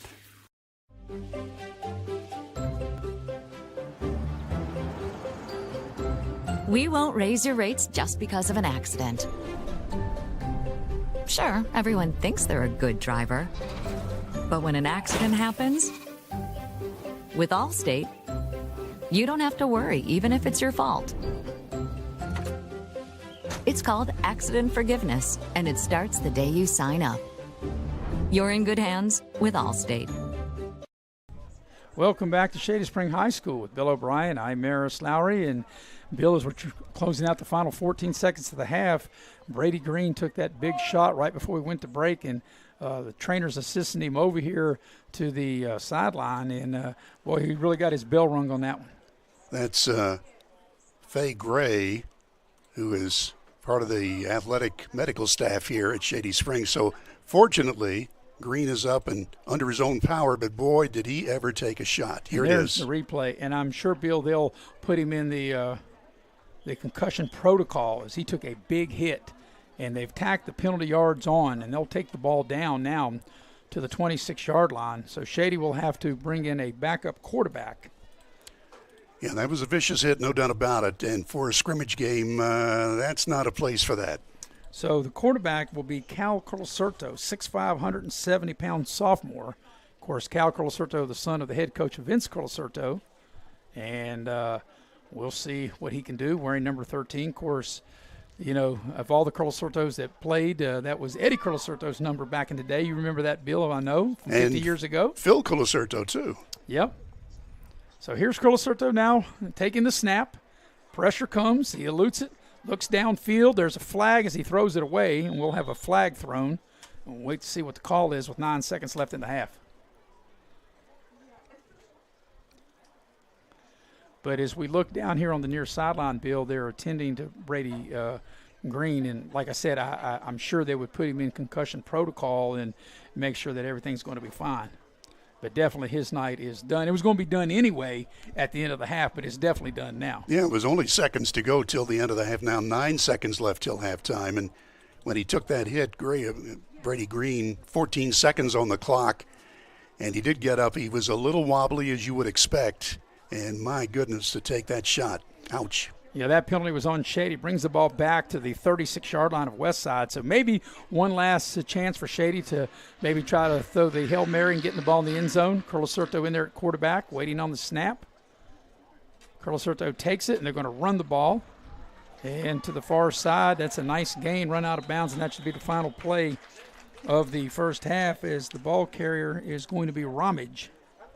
That's his first carriage, Evan Ramage. And there's 2 seconds left. He might have got out of bounds. If he did, we've got time for one more play in this first half. Yeah, I think he did. Well, what it does here, Bill, it gets you closer. I mean, you're at the 25 and definitely a chance to throw the ball into the end zone. Jalen Bailey coming back onto the field with a new play, and Romage, 5'7", 135, and a sophomore running back wearing number 34 for Shady. So Carlos Soto back in the gun, surveys the defense at the Westside 25. Westside brings pressure. Carlos Soto, they flush him out of the pocket. He got away from one guy. Can he get away from another? He cannot, and they run him out of bounds here on the near sideline, and that's how the first half will come to an end. So Shady scored 3 times. Westside did not score in the first half, and we'll have a break, and let's see what we're going to do. Don't know how long of a break, but we'll take a break here, and you're watching live streaming coverage of this preseason scrimmage between Shady and Westside here on Video Productions. It's 4th down, seconds on the clock. He hands it off, finds a hole in the middle. Clear, nothing but incredible. A touchdown for the win. I can't believe it. Pizza, better with Pepsi. You have a goal. You know what you want. Start with us. New River Community and Technical College, your community college. Take classes online or in a classroom in Beaver, Lewisburg, Summersville, or Princeton. Or step outside the classroom in one of our technical or health programs. Find flexible and affordable options to help you reach your goal. It's closer than you think when you start with us. New River Community and Technical College. Apply today. We welcome you back to Shady Spring High School. We have played a full half, and let's see if we will play a second half because Westside's making its way off the field, and it's only a 5-minute halftime. So I'm not sure what we're going to do here, Bill, but while we've got our audience here, maybe you can recap some of the 3 scores that Shady got in that first half. Okay, Shady actually had 4 possessions, and the first 3 possessions wound up with touchdowns for Shady. Their first was a 65-yard run by the running back Gavin Davis, and boy, did he look good doing that. The second TD was a 21-yard pass play from Green to Jalen Bailey. That came with 3:43 left in the first quarter. The first touchdown came with 10:38 left in the first. So after one, the Tiger team led 14-0. Then in the second quarter of play, Shady marched down the field, culminating in a Green 5-yard run. That was with 5:06 left until halftime. The point was good after every touchdown, and 21-0 the score here at intermission. Westside moved the ball some, but at critical times when they needed a big play, they were not able to get it, and you got to give credit to that Tiger defense. They looked really good, Maris. Well, they did, and Bill, you're so right. There were times where Westside did have some good drives and good momentum. They dropped a pass. They had some penalties that took them out of drives, but you're right. When Shady's defense really needed to step up, it did in that first half. So you mentioned, and we are not keeping the individual stats, but probably Gavin Davis has around 150 yards in offense, 65 of them coming in that touchdown run. He looked really, really good. Cutting, running for power, quickness, everything you want in a running back. You got to like what Green did. Not only a touchdown, but he threw the ball and led the team very nicely. So those 2 guys are being counted on for Shady Spring, and let's hope that quarterback Brady Green is going to be okay after he took that vicious hit toward the end of the first half of play. He is still down on the sideline there at the bench and being talked to by a couple of his teammates and others there on the bench, and he's turning around and rolling up his jersey right now. As you mentioned, Maris, he was probably only going to play the first half anyway, and certainly his night is done totally now. Well, I'm sure they want to put him in the protocol of concussions, and you want to take, precautionary measures anytime, especially you talk any injury, especially a head injury. So we're going to take a break and come back, and we'll sort it out, see what we're going to do in the second half. You're watching live streaming coverage of a high school preseason here on Video Productions. Power Sports is your one-stop off-road and tractor destination. We have an awesome selection of side-by-sides, ATVs, dirt bikes, tractors, and kid machines. Our machines come loaded with features the other brands don't have and will save you thousands of dollars versus the competition. Massey Power Sports offers the best prices, the best service, and the best warranties. Our locations in Beckley and Cross Lanes are here to serve you. Online at MasseyPowersports.com. Massey Power Sports. We power your work and your adventure. Hi, I'm Leanna Burnett, owner of Window World of Beckley. At Window World, we are proud to deliver exterior solutions that are beautiful, affordable, and guaranteed for life. We do things the right way. Honest pricing, no gimmicks, and thousands of satisfied customers. Call Window World of Beckley today at 1-800-NEXT-WINDOW and have your new windows, siding, and doors before winter. Window World of Beckley, family owned, nationally known.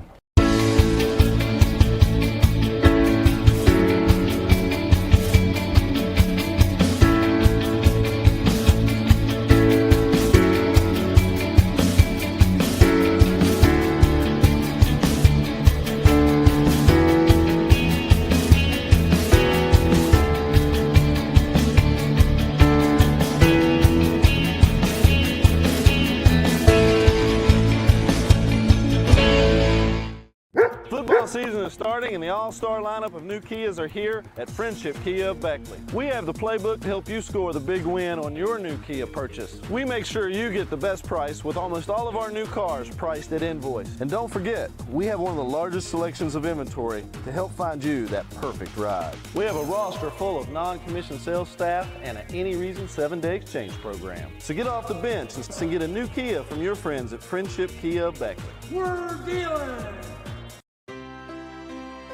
Here we grow again. Pioneer Community Bank is proud to offer a network of banks right here in our communities. By offering you more locations, Pioneer continues to meet all your banking needs where you are. Please stop by our new Harper Road location. We are truly investing in Southern West Virginia. Pioneer Community Bank. Friendly service, great products. Member FDIC, Equal Housing Lender.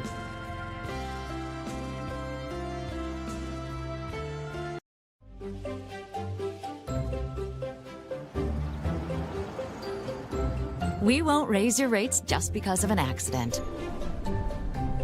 Sure, everyone thinks they're a good driver.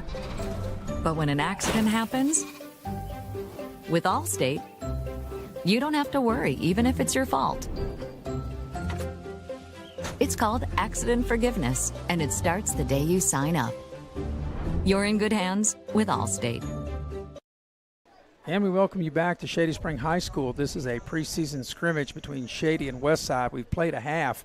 Shady had 3 touchdowns to none, made all their extra points. So 21-0, the Shady lead. And we'll be having the second half coming up here in a minute. And, of course, we'll have a lot of different players in the second half. But, Bill, before we get to the second half, we've got to take care of a little bit of business. We do. We'd like to thank our friends at Cracker Barrel for sponsoring part of our halftime show. Cracker Barrel, with locations in Beckley and Princeton. If you like home cooking at its best, remember it's Cracker Barrel in Beckley and in Princeton. Also, we would like to thank our friends at Indoor Air. We'll give you their phone number in a moment. Keys to the first half we've already told you about, and Indoor Air Incorporated is a proud sponsor of Raleigh County Sports. For your heating and cooling needs, Indoor Air, 304-890-2212. Well, Maris, while we were away for commercial, we were looking down at Brady Green. His dad was down there talking to him, and then somebody came up here to the press box and said, Brady appears to be okay. And, boy, that is great news. So that's unofficial, but it's great news. Well, I'm sure still they want to play on the side of caution and probably still go through the protocol of concussion. Anytime you get hit in the head like that, and that was a vicious late hit at the end of the half.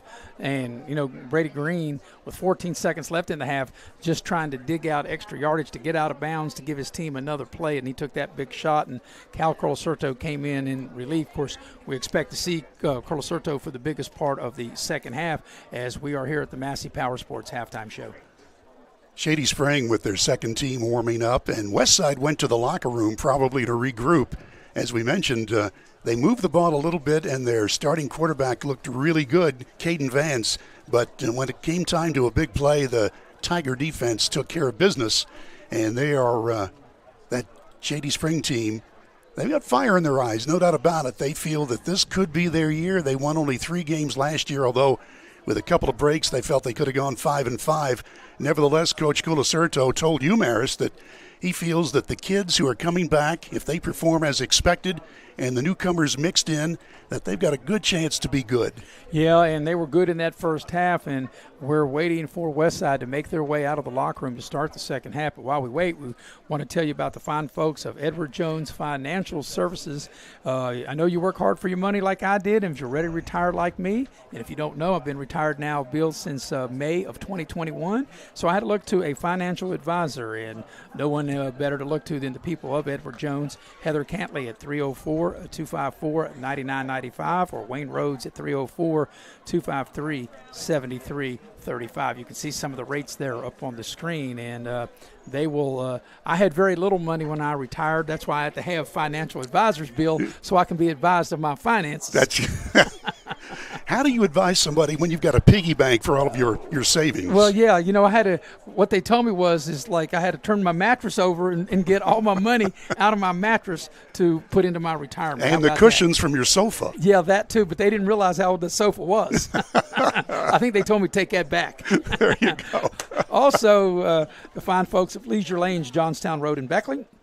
Leisure Lanes, you can dial them up at 304-253-7328. They have futuristic bowling every Friday and Saturday night. Also, they have fall leagues forming. For more information, you can go to www.leisurelaneswv.com for more information on the league. So Shady's got their second unit out there, Bill, and they're loosening up, and we're waiting to see if Westside is close to making their way out to start the second half. So we're going to take a break, and then we'll be right back. You're watching live streaming coverage of this preseason football scrimmage here on Video Productions. Former college football player, I realized that sports-related injuries can happen real fast. Hello, I'm Dr. Gross. If your child or grandchild is dealing with sports-related injuries, or maybe you're dealing with something that just won't go away, call me today and I can help you get back on the playing field. To better serve you, see us at one of our 3 locations in Beckley, Whipple, and Sophia at the numbers listed below.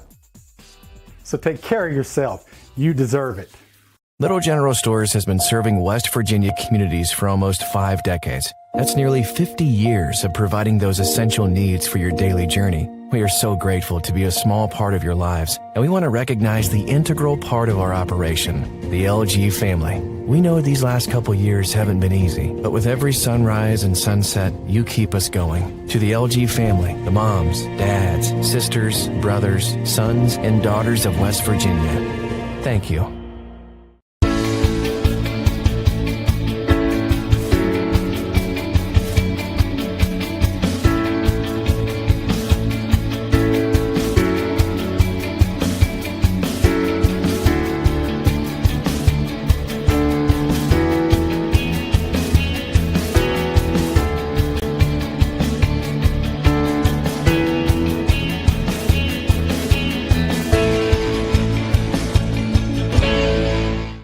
Unlock the money already in your home at City National Bank. Consolidate loans or fund your next big project with a home equity line of credit with a great low intro rate. Visit your local branch to get started. City National Bank, member FDIC, an equal housing lender. Learn more at homeequity.bankatcity.com.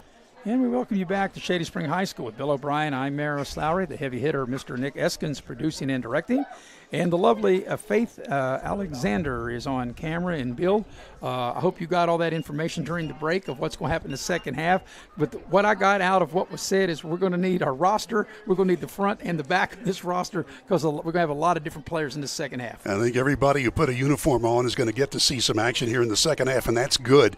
Assistant Coach John Smith came in, and the first thing he told us was about Brady Green, that he did pass concussion protocol, so he's good, and that's fantastic news. So if you're just tuning in and you maybe saw the end of the first half when Green took a massive hit on the sideline by Westside, and he came off after a few minutes of gathering himself together, he is doing well, and we're happy to report that, and did pass concussion protocol. Then what Coach Smith told us was the second stringers are going to be here in the opening of the second half. and will play most of the third quarter. In the fourth quarter, they're going to change the format and go to a 10-play drive for each team, as they'll put, as he's called them, the puppies. The JV will get to play in the fourth quarter. Yeah, and what you're looking at, Bill, even though we're going to, as you alluded to, second string and some of the reserve guys that's going to play here, some of these guys that we'll see in this third quarter will also, even though they may not start when the regular season comes on the Friday night lights, they're going to get in the game. So it won't be just maybe it will be in a backup role, but it's not, anymore. It's not like you have nowadays in football, obviously only 11 can play, but you almost have 13 or 14 starters because you got a lot of guys that blend in on certain situations, offense and defense, depending on down and distance. And Maris, you bring up a good point.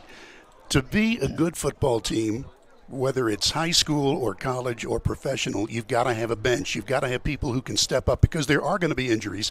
And one thing that I should mention on the interview that you did with Coach Vince Colacerto was that Shady is going to play 10 games in 10 weeks. Most teams will have a bye week. Coach Cool said, hey, I like 10 in 10, and especially to start off with the first week.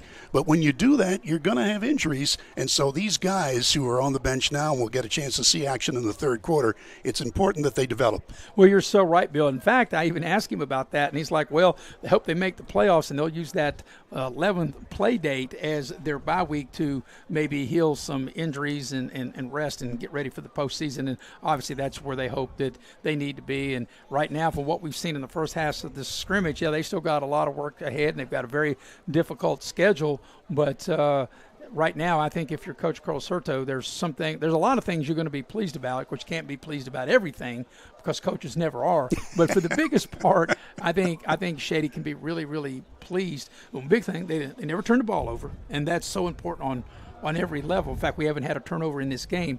I know that they'd like to have a couple plays back where they had a couple guys open and they missed them for touchdowns, but they came back and got it. But that's something that will, as they work during the week for practice and they look at the film of this game, I think that you're going to see that connection a lot that didn't happen in the first half. Well, I think you're right, Maris. By the way, when we get a chance here before we start the second half, you've got the lineup for Video Productions regular season football, and you've got a very attractive lineup as you get into the regular season. Next week is when it all starts, and it's amazing that this summer has gone by so quickly. I mean, when you're having fun, hey, time flies. Well, you know what, Bill? I got 20 sheets of paper here.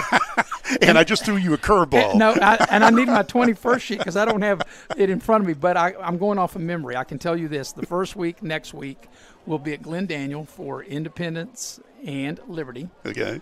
The second week will be in Beckley for Greenbrier East and Beckley. And the third week will be here at Shady for Shady and Summers County. So what we do here at Video Productions, we're the Raleigh County, and we try to get, we'll get all Raleigh County schools. So we'll have Independence and Liberty in the first week. We'll have Beckley in the second week. We'll have Shady in the third week. So by the third week, all 4 high schools will appear on Video Productions. Now, Maris, we're going to get back to action here in just a moment. So I'm going to ask you the question you asked me at the end of the first half. What are your comments after you've watched a half of Shady Spring Tiger football? Well, like I said, the main thing that I'm very impressed with, they were able to move the ball multiple ways. They were able to run the ball. They were able to throw the ball. They ran screens. They ran this and that. But that, I thought the line did a good job, and I think that's the biggest concern that Coach Colacerto had coming into this season was the line. But another thing, they didn't turn the ball over. And if you're Westside, you're frustrated. You were 3 touchdowns behind. But you moved the ball, as you mentioned. Westside made some plays. They hurt themselves with penalties, with drop passes. But Westside, they never turned the ball over, and Westside will have the ball to start the second half. So let's see who Westside's going to have in their quarterback. And that might be Vance. I can't see if he can turn around. And it would be a young man that we don't have a number for. Oh, boy. And we knew that was going to happen. Isn't that the way it is? Yeah. And this Westside lineup, in fact, wait a minute. Let me go back and look. Westside will have a first down. Let me see if I can. The coach sent me some information. Here's a running play to the near side, and Shady's all over that. So that'll go for a loss. But, Bill, I'm going to look up Coach for well, you're doing Coach that. Kogar. He sent me some information, so let me see if I can find it here. And the running back wearing number 80 for the Renegades was Kevin Mitchell, a 5'7", 190-pound junior. And so here we go again. Here comes a second down play. The loss was back to the 23-yard line, 2nd and 12 coming up. And they'll work from the shotgun. It's a fumbled snap, and Shady blows it up.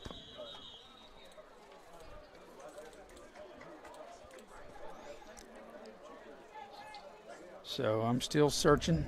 Just bear with me, ladies and gentlemen. It's preseason for us, too. That's right, exactly. Well, and Maris, you and I haven't worked in over 10 years. Well, I don't think it's that. I mean, if we had a number 11 on our roster, we'd be good to go. And I'm not blaming anybody for that. I'm just saying the roster that was given to us, and maybe that was the last second number change, but we do not have an 11 on. I got 3 rosters here of Westside, and there's no number 11 on it. So we apologize for that.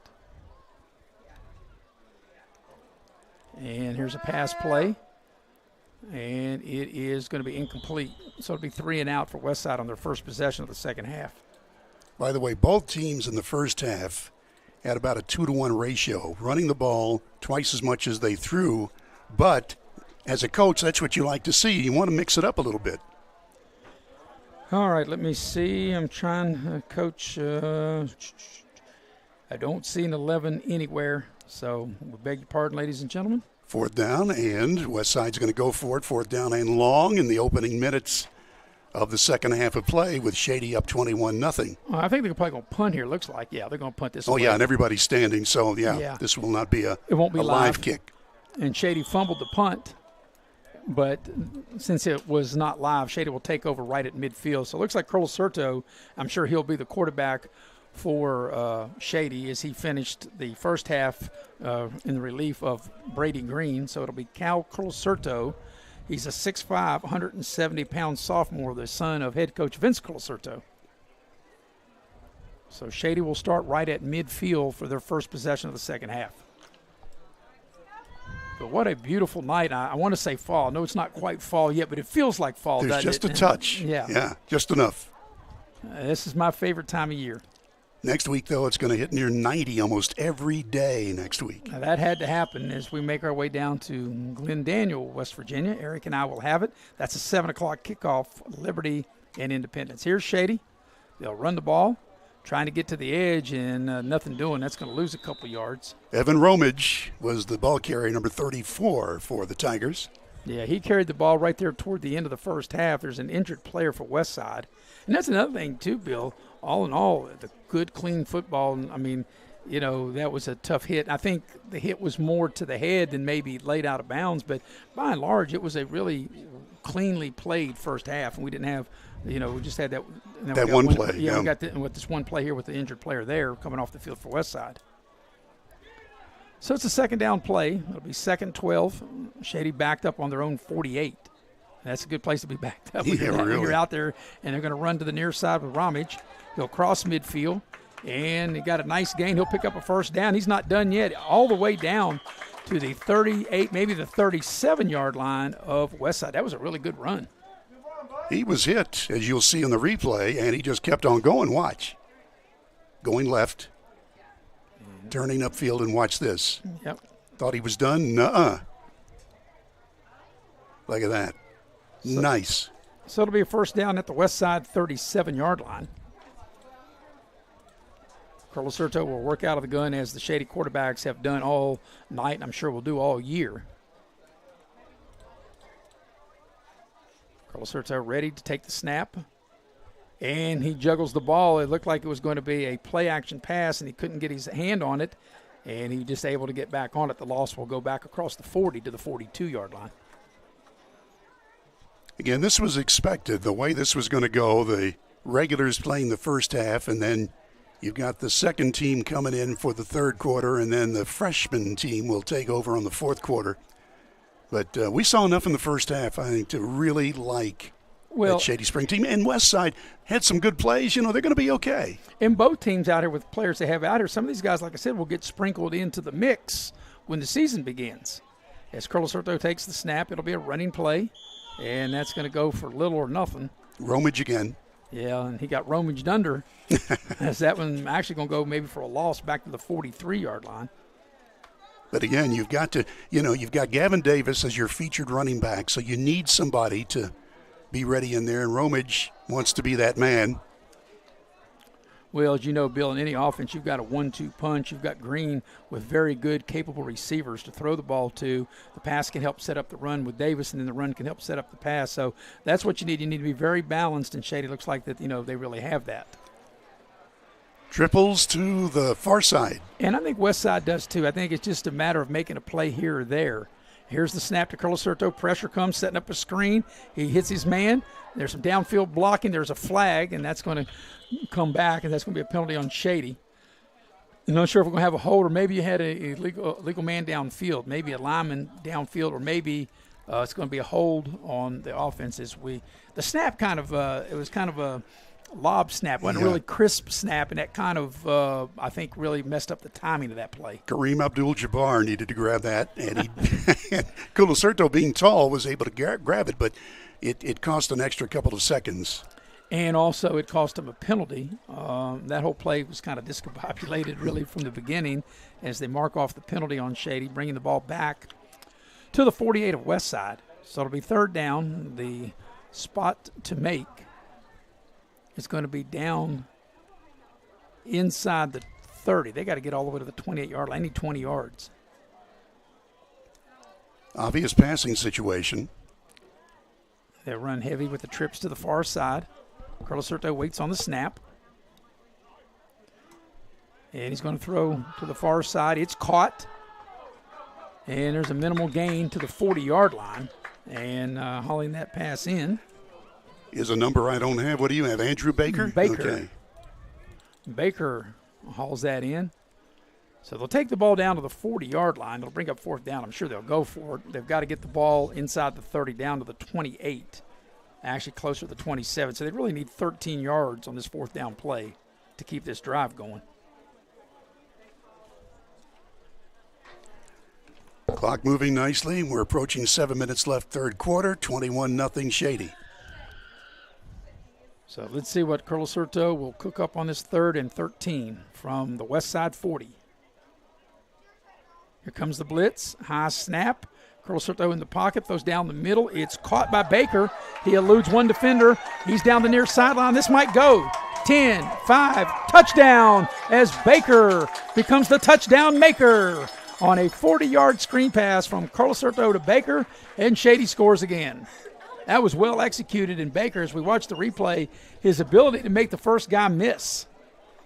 They blitz right up the middle, and Curlicerto able to deliver the throw. And right there, when you make that first guy miss, pick up a few blocks, and off to the races. Andrew Baker, a sophomore, 6'2", 180 pounds, and boy, he looked all world there.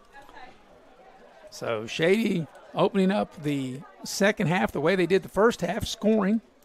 And I know you have the number of plays because you drank Pepsi during the break. Right.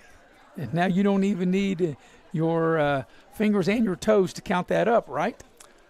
I'm afraid I do. Well, but I'm working on it. It looks like 8 plays. Shady's going to go for 2 instead of try from placement. So Curlicerto will bring him out. He's got backs to each side of him. Takes the snap. Ramage gets the carry. He gets up inside. Does he get across the goal line? He does not. So the extra point, the 2-point conversion fails, but Shady on the board again. As your scoring recap brought to you by Pepsi of Southern West Virginia. Open a nice cold blue can of Pepsi, or if you're like me, you like the silver can of Diet Pepsi. And we're so different. I like the full strength Pepsi. Have drunk it for 55 years. Yeah, I don't think I need all that. I got a lot of energy. I don't think I need that the full energy. That's why I got to tone it down a bit, Bill. So Shady Spring looking good, 27-0, and you got to like Romage doing well, and look at Baker. I mean, my gosh, that was a nice catch. And you know, Bill, we talked about the games that we're having on Video Productions, and like I said, we'll have all the Raleigh County matchups. We have Independence and Liberty the first week, and we'll have Independence and Shady when they play the fourth week over at Coal City, and then, of course, we'll have Shady when they go to Glen Daniel to play Liberty later in the year. And we'll have Beckley 3 times. We'll have Beckley against their arch rival Greenbrier East. We'll have Beckley against Lincoln County, and we'll have Beckley against Princeton. So we've got a full slate. We'll be down at Westside for one of the games this year. We'll also be up at Nicholas County. Independence plays up at Summersville, and Nicholas County will have that. We'll have Liberty down at Westside. So here is the Renegades from their own 25-yard line. You didn't need that 21st sheet. No. Well, I didn't know you're right, I didn't need it, but I didn't know it in order. There's a nice gain. A quarterback gets very close to a first down. Well, you know, Bill, I actually made the schedule, so I guess I should know it. But, you know, I tell everybody everything's here in my brain except for what isn't. So apparently that was. It's going to be enough for a first down.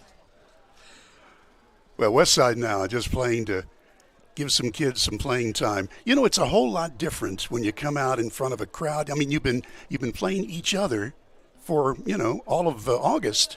And, of course, for the 3 weeks during the summer. So now you're actually playing somebody else Friday Night Lights. And I think if you're Westside, you forget the score. You want your kids to execute what you've been working on. Like you said, for all, you know, since July 31st, the first day of practice, there's a nice run. Going to be a 5-yard gain right there. But that's what you want. You know, right now, these are teachable moments in these scrimmages. Forget the score. Just go out and execute what each team, you know, if you're Westside, hey, this is what we've been practicing on. Let's execute it. So that was a nice gain there out to the 40-yard line, a pick of 5, second down and 5 coming up. Like I said, Westside will open their season against arch rival Wyoming East. And as I mentioned, both teams with turf. And, boy, because like I said, I did a game 2 years ago at Westside and Wyoming East, and it'll be nice that both of those schools now have turf to play on. Here's a pass play to the far side, and Shady defends that well, and that's going to gain a yard maybe. Braden Bishop, who caught that ball, 6-footer, 145, and a junior. By the way, new head coach for Westside is Justin Koger, and so he's putting in his plays, and, you know, every coach has a different philosophy. And so the kids have to get used to that, and they will. You know, another team we're talking about turf, Bill, Greenbrier West also has turf, and Shady has to go to Greenbrier West on September the 29th. And Man has turf. And I'm looking down here, every game that Shady will play, with the exception of Pikeview, we were there 2 years ago when Shady beat Pikeview to get in the playoffs. But every game that Shady plays, with the exception of Pikeview, will be on turf. As there's a flag, I think the clock ran down, and it did. So, you know, we had talked about that where all these teams play on turf, but, you know, the 3 games here, Roane County, Nicholas, and Summers, Independence has turf, Pikeview does not. Greenbrier West, Man, Wyoming East they have Ripley here. Of course, they're playing Wyoming East here, and Liberty has turf. So, Shady, of their 10 games, 9 of them will be on turf. So that penalty's on Westside. It brings up third down. They've got to get out to the 45. They're going to need about 8 yards, and that's not going to happen. Shady is all over that. Tough sledding that time for the Westside quarterback to get the ball across the 35 out to the 37-yard line.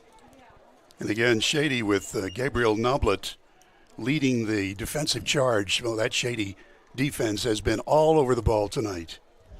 So fourth down play, let's see if Westside, it looks like they're going to elect to go for it.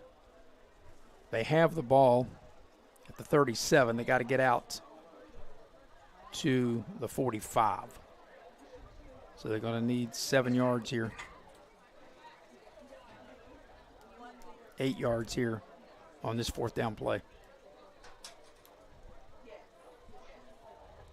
To throw. And he's got time. Going down the middle of the field. This is going to be intercepted. There's our first turnover of the game. And a nice return on the far side. Sean Cutlip caught that ball for Shady Spring, and a nice return. A real nice return. Cutlip, a 5'11", 175-pound junior with the pick. And let's look at it. Cutlip is going to come through here. Watch out. Pick it off there about the 42 and rumbled down inside the 40 there. Just a little underthrown, but Cutlip knew what to do. Yeah, down near the 30. Going to put him down at the 32-yard line. So that's the first turnover of the ball game. And Shady will now have it at the Westside 32-yard line. The one thing, too, that Coach Colasurto told Eric and I, Bill, the day we did that show, was they are going to try to get Westside back on the regular season schedule, and I think that would be nice if they were able to do it. So it looks like we got a little break. We'll take it with them. We'll be right back. You're watching live streaming coverage of preseason football on Video Productions. Football season is starting and the all-star lineup of new Kias are here at Friendship Kia of Beckley. We have the playbook to help you score the big win on your new Kia purchase. We make sure you get the best price with almost all of our new cars priced at invoice. And don't forget, we have one of the largest selections of inventory to help find you that perfect ride. We have a roster full of non-commissioned sales staff and an any reason 7-day exchange program. So get off the bench and get a new Kia from your friends at Friendship Kia of Beckley. We're dealing.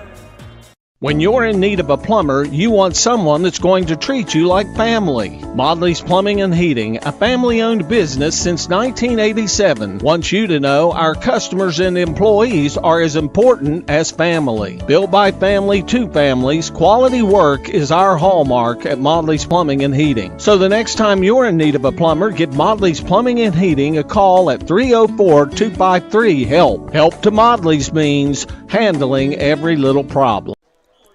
And we are back at H.B. Thomas Field on the campus of Shady Spring High School.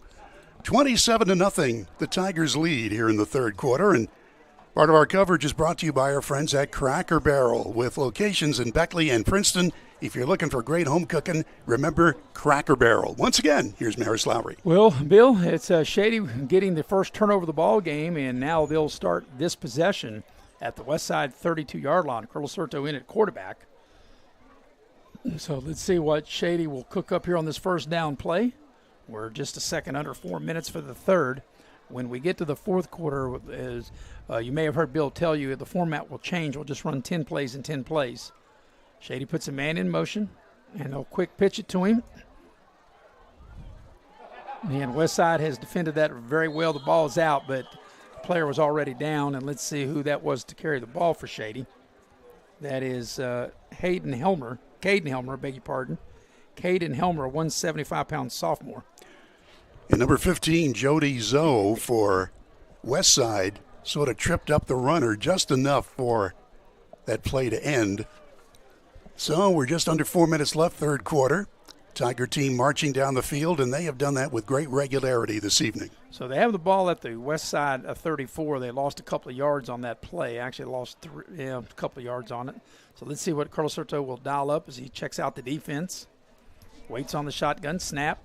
And it's a high snap, and we'll have to work on that. That's really giving Curl – he has no chance he gets sacked. And we've seen that with this here in the third quarter, Bill, that those high snaps, even though Curl Serto is 6'5", it's still – they come back high and they come back like a lob, and it really kind of throws the timing off of the play. Oh, yeah. When it takes that long for the ball to get to the quarterback, it gives the defense an extra couple of seconds to react. And so, as you said, that's got to be cleaned up, and it will. Yeah, and that's why you have these scrimmages. I mean, that's what you work on, and, you got to have a little more crisp snap. And now the ball back to the 45-yard line. So this is an obvious passing play for Culacerto, and he's got twin receivers to his right and a wingback to his left. Yeah, last time they were in a third and long, they hit a big screen pass for a touchdown. Let's see what they do here. Culacerto with the snap.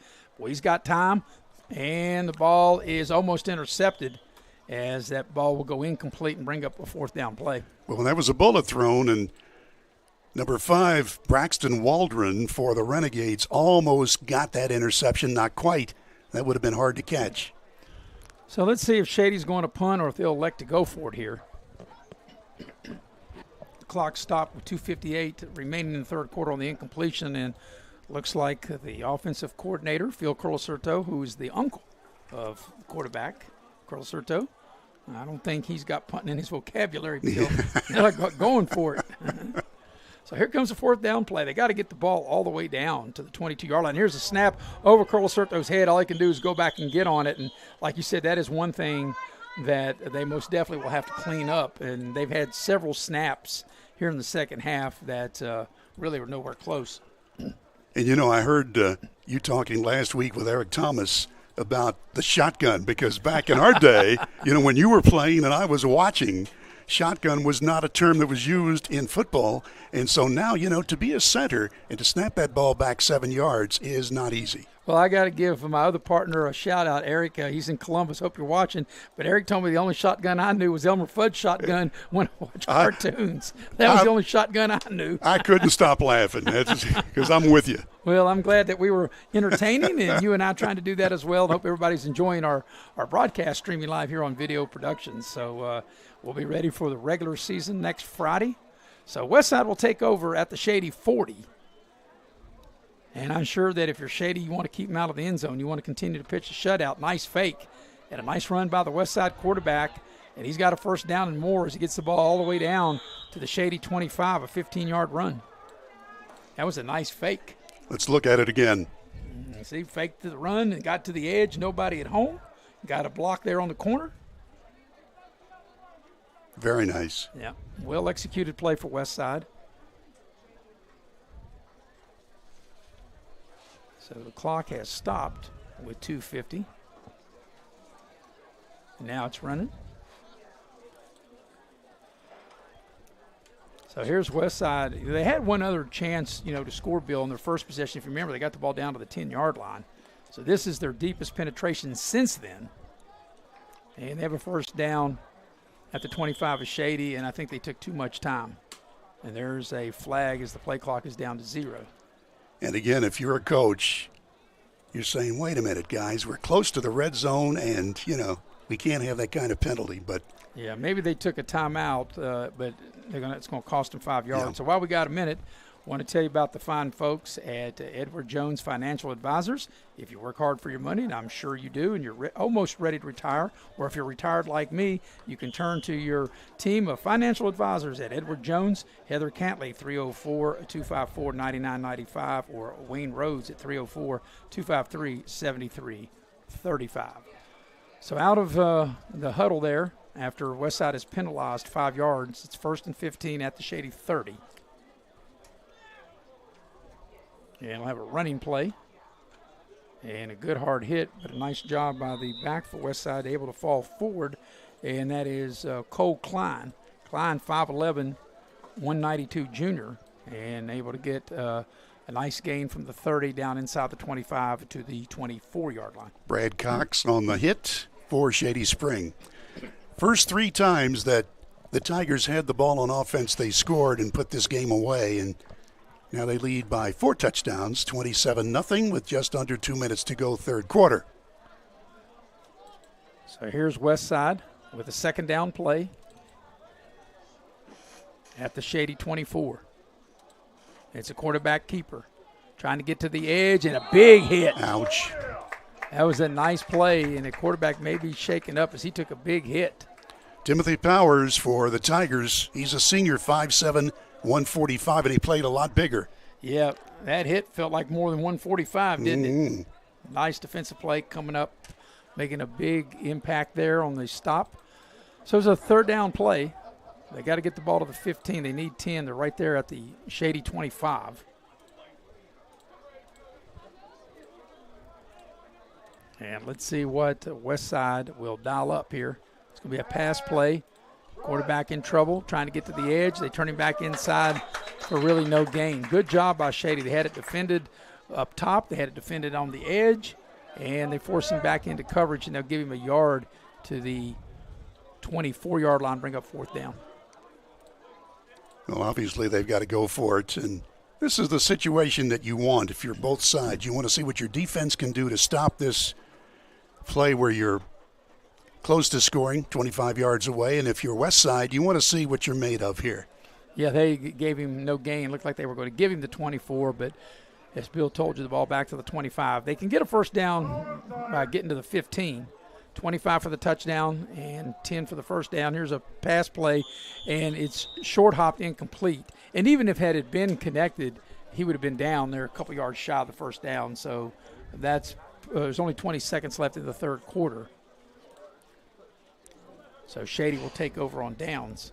And as we mentioned, when we go to the fourth quarter and they bring in even a lot of other players that may not have played already, they're going to go 10 plays, and then we'll wrap it up. There you go. But, Bill, I'm ready for the season to start. I'm looking forward. Eric and I will be in Glen Daniel. That's where him and I started our video production career 2 years ago with Independence and Liberty, and we're looking forward to that. If the weather's going to be as hot and nice as you say, and I believe that it will be, it'll be a huge crowd down at Glen Daniel, and looking forward to Independence and Liberty. And Liberty's got another stadium upgrade. They've got do. the turf, and they've got, I bleachers and press box and all of that. Yeah. First rate. New scoreboard, and they've got had a new scoreboard before, but they've added a press box now on the visitor side down at Glen Daniel. So here's Curl Certo with it. He'll take the snap, be a running play. He'll move the pile up about 5 yards out to the 30. Maybe his knee hit there. Now they will give him the 30, and that probably will be the final play of quarter number 3. And Shady with a 4-touchdown advantage. So that's the end of the third quarter. You're watching live streaming coverage of high school preseason football here on Video Productions.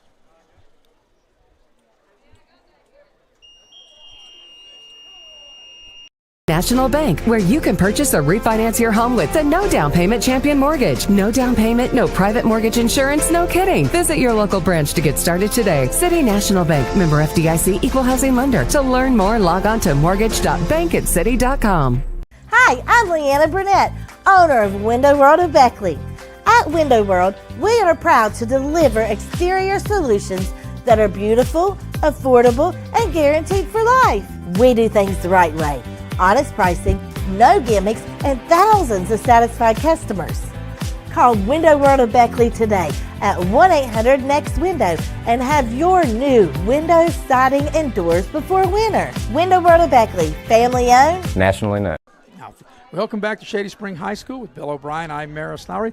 The heavy hitter, Mr. Nick Eskins, producing and directing, and Faith Alexander on camera. And Bill, we're just about ready to start the fourth quarter, but before we do, we want to mention about Leisure Lanes, one of our sponsors. They're at 700 Johnstown Road in Beckley.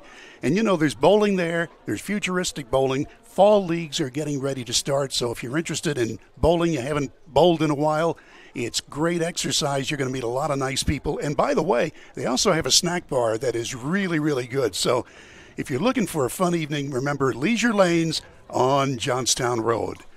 All right, we're ready for the last quarter of play. This is a new format where the younger players get a chance to perform, and it'll be each team getting 10 plays. Even if there's a fumble or an interception, that team that's on offense will continue for 10 plays. So I'm sure after each team does their 10 plays, 20 total. I can even add 10 and 10 is 20. And I didn't need Pepsi for that, even though I'm going to have me a nice cold Pepsi. That would pretty much wrap it up. But I think the biggest thing that I think both coaches have seen what they wanted to see. They each got some things to work on. Westside had some things you can really clean up, some mental mistakes, jumping off sides, some penalties that Westside had. Shady did a lot of good things tonight, but they also have some things they can clean up as well, too. And I'm sure that next week both teams will be ready to go. Shady at home against Roane County and Westside against their county rivalry, Wyoming East, at New Richmond next Friday. See if we can spot some players here. So let's see who's out there for Shady. I can't quite make the number out, and we'll get that here in a minute. Might be Miles Clark at quarterback number 6. You are correct. The old eyes worked. Yeah. And the old eyes on me didn't. So here's the first down play. Clark, and once again, there's some movement. And once again, these are just, these are the things that drive coaches crazy when you say the snap's on 2 and you leave on 1. And, when you got to get set, or if you're on defense, you got to watch the ball. That time it's on Shady. And it just, if you want to play more, you can't have mistakes like that. Those are things that those are mental mistakes. There are things with sometimes physical things you can't overcome, but mental things, that's what makes coaches say the naughty words, Bill. All right. Clark again. Yep. So they move the ball back 5 yards, and Shady will have a running play. And that'll go for nowhere. We've got a new runner in the ball game, Jacob Shamlin, which we thought it was Shamlin, but it's not. It's not. Fox. Noah Fox. So that's Fox into the ball game. Thank you, Rob. I think what they told me that when the season starts, Bill, there was a trade between Shamlin and Fox. But when the season starts next week, Shamlin will go to 28. I guess Fox will go to 9. Okay. But for now, it's Fox. How about that? And there's a huge bee that wants to come in and get involved in the press box here. We don't have any honey in here, do we? Other than me? Other than Faith, our camera lady. She's outside. She's just in front of us. Yeah. Faith Alexander on camera. Yep. So here's Shady with a running play, and that's going to go nowhere. By the way, if you have come back to our broadcast, maybe you were watching at the end of the first half of play, and with 14 seconds to play in the half, Brady Green, the Shady Spring quarterback, took a vicious hit on the far sideline and was woozy when he got up. He came to the sideline, and he did pass the concussion protocol, so he's okay, but obviously his night was done anyway, and we're happy to report that Green hopefully will be back next week, but he appears to be okay. Well, if he has passed the protocol and hopefully there's no other setbacks, then he should be okay for game week on Monday and ready to roll next Friday when Shady plays Roane County. I'm going to let Rob Lynch take care of that boxcar B. All right, so you were full service. Yeah, he's huge. So, no, Bill, I'm sure I didn't tell you to chart the play so we know what number this is, right? Oops. Oops on my part. There's a nice gainer all the way out to the 39-yard line. And so, when you're going 10 plays, you don't need the down marker. So I guess this is fifth down or sixth down? Whatever you say, partner. Miles Clark, a freshman, 5'7", 135, and he looked really good on that play. Yeah, got the ball all the way out to the 38-yard line.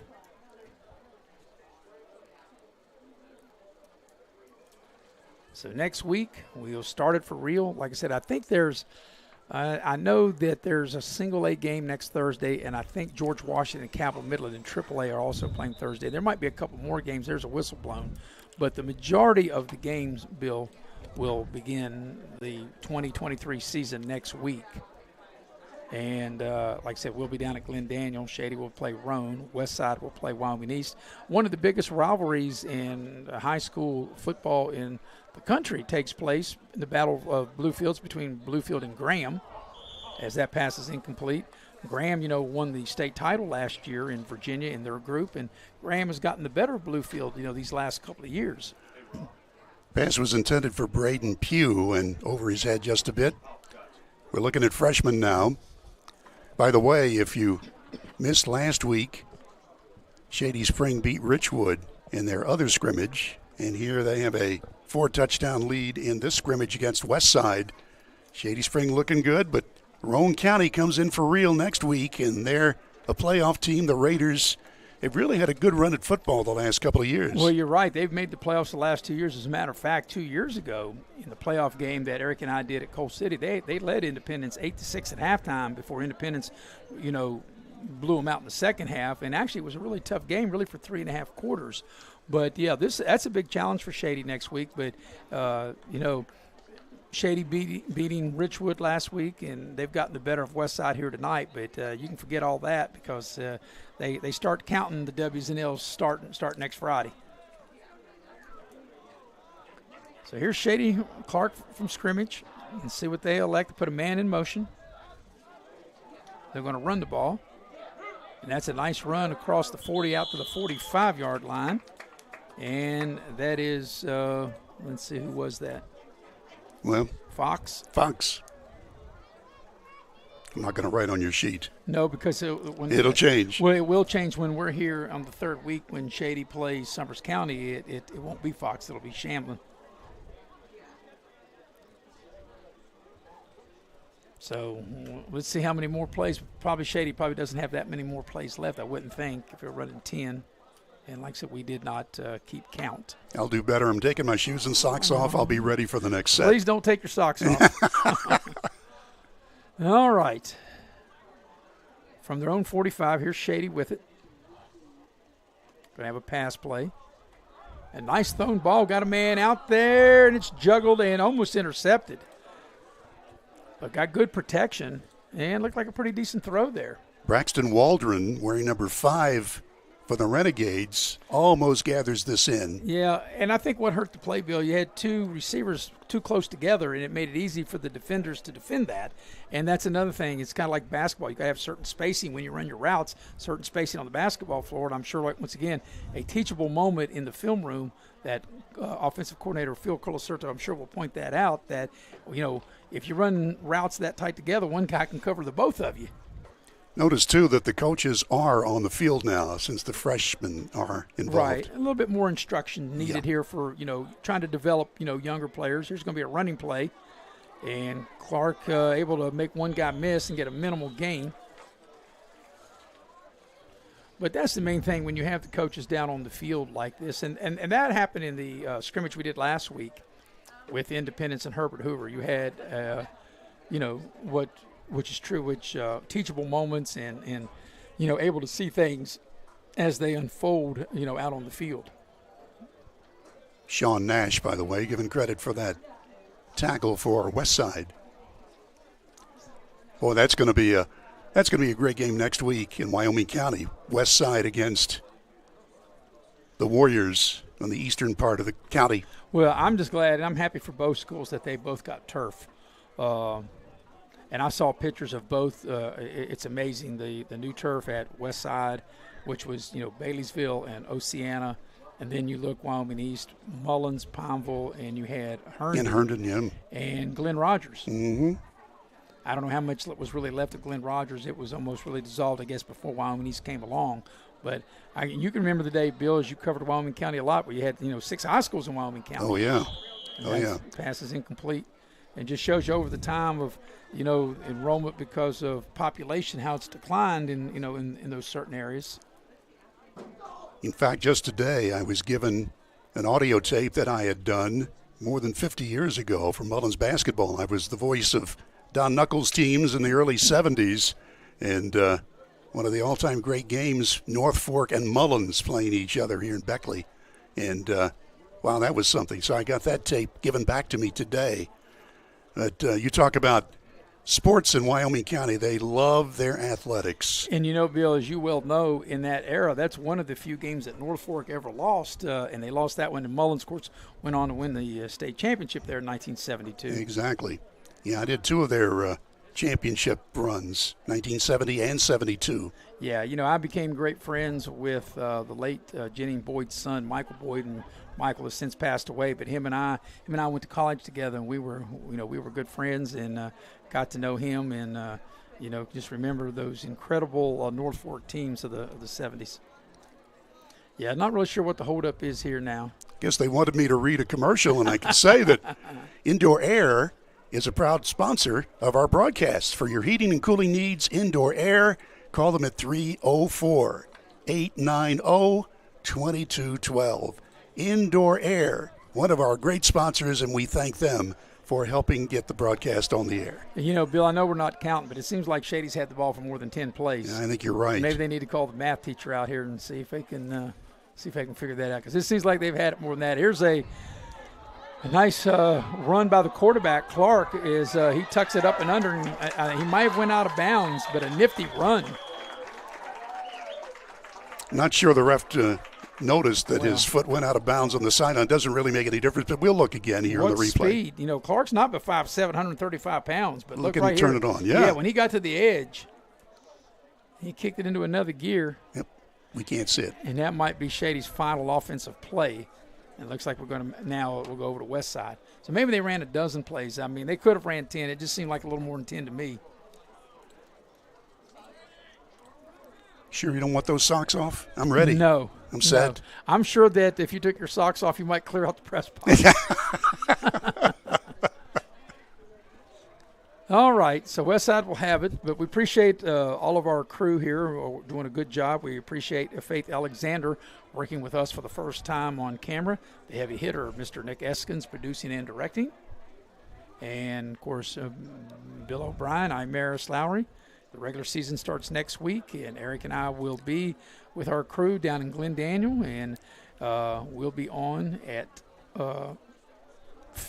sometime. Well, it starts at 6:40. There you go. We will a 20-minute pregame. Yes, 20-minute pregame. E.T. Eric Thomas. Yep. You're gonna have to talk about more. We'll be on at 6:40 for the 7:00 kickoff, and the Patriots of Independence, Coach John Lilly, making the state championship game each of the last 2 seasons. A runner-up 2 years ago, won the championship last year. But as you know, and that'll be interesting, Bill, how, like Independence, how, they were doing the hunting and now they are the hunted. People is coming after them, and, And I think all the teams in Raleigh County, Beckley has made the playoffs each of the last 2 years. They start out at home with Riverside next week.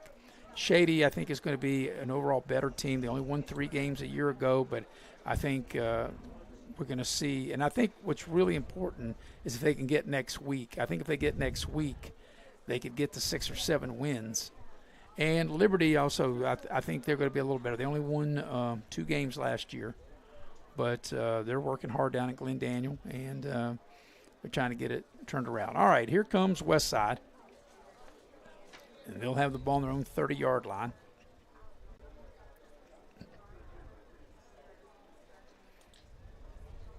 So there'll be 10 plays, and I would imagine that at the end of these 10 plays, they'll call it a night. But actually, I really like the way this format was from the beginning, the way they actually played that first half. They actually played it, just like a regular game. Well, no, Shady liked it, scoring 4 times. Twice in the first quarter, once in the second, and once in the third. There's a fumble on the first play on the snap. The quarterback able to pick it up and make a good gain out of it. Get the ball across the 40. So I'm keeping track now. All right, well, I got 1 down, 9 to go. Maybe more. Could be. But they told us 10, and we only know what they tell us, right? That's it. Sometimes I don't know that, but so the ball's out to the 40, so we figure 1 down, 9 to go.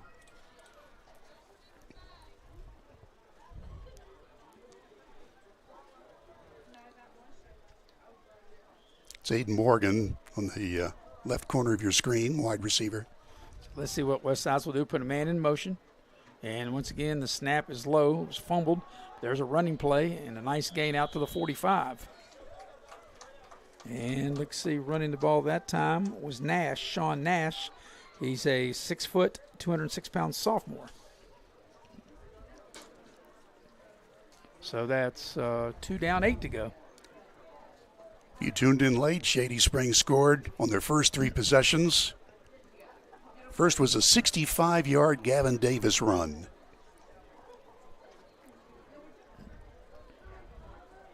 So here's the third play of what we were told were going to be the final 10 plays of this scrimmage. Here's a running play, and that's a nice run across midfield into Shady territory.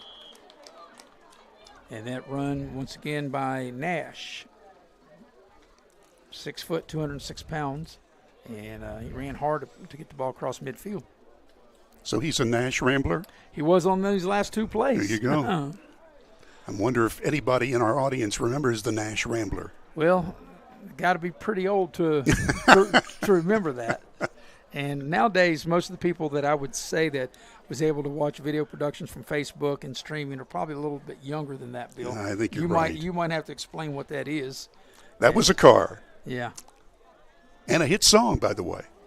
And you might want to think what year that was or what era. Here's a deep throw on the far side. Guy wide open, and he's able to haul it in. And had the ball not been underthrown, that would have been an easy touchdown. There's a missed assignment on Shady. And I think if you're counting, that's what, the 5th play? Let's look at it again. The protection's good. The ball just slightly underthrown, but if that ball is on target, that would have been an easy touchdown for Westside. So this is what, play number 6? Let's do it. And I know even in the big scheme of things, it won't matter. Well, maybe I shouldn't say it won't matter if they score. I know Shady doesn't want them to score. I'm sure it matters to the defensive coaches for Shady. And I'm sure it would matter to the offensive coaches for Westside. So maybe that's not really accurate what I should say, that it doesn't matter when you look at the big picture. But like I said, all these are really like teachable moments, coachable moments. Well, and these are young kids. They want to impress. And let's say they might just blow the play dead if the quarterback, and when they get to him, they'll blow the play dead. The loss all the way back across the 30-yard line.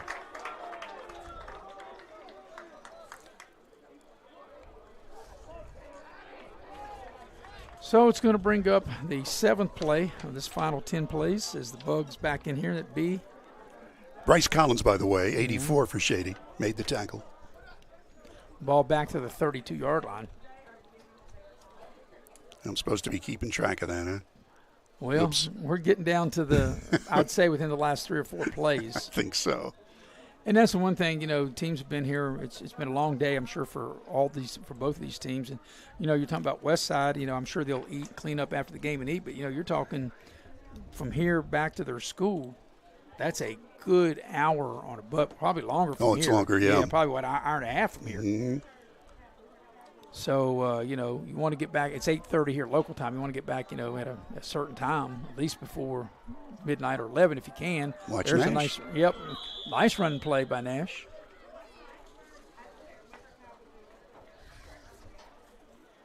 So we probably just got a couple more plays left. But the real season starts next week.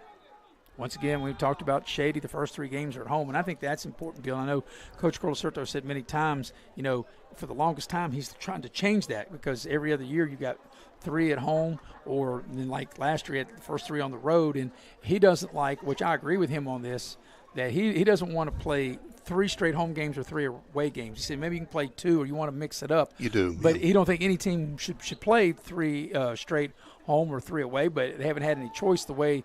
So they said they've been trying to really get that change in their schedule, and they may change up their schedules. That pass is caught on the far side because he said he would love to get Westside back on the schedule. And Westside Shady played, 2 years ago. Braden Bishop was the receiver for the Renegades. And for Westside, their first 2 games are on the road. They have Wyoming East next week, and then they go to Mingo Central after that. So Westside won't be home until the 3rd play date.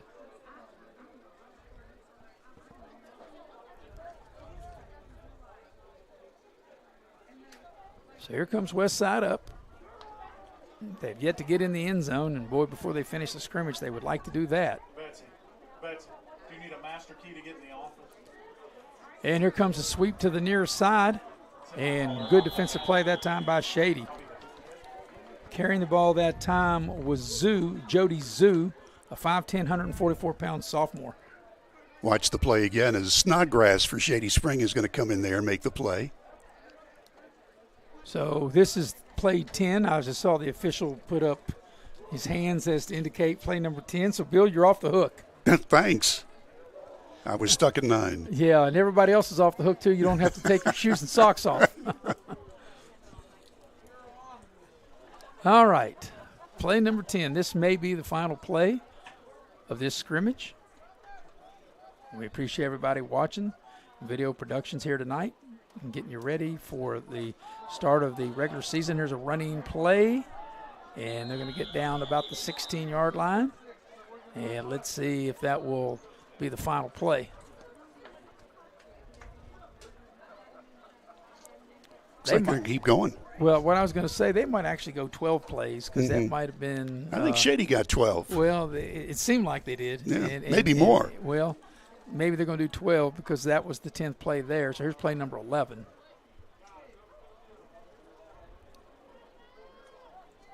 But I know this Westside is running out of chances to put the ball in the end zone if they don't do it here and maybe this play or the next one. There's a running play, and Nash barrels his way to the 10-yard line. And that might be it. Looks like the Shady team is they're gathering there at midfield below us. Maybe we got one more play, or maybe that's it.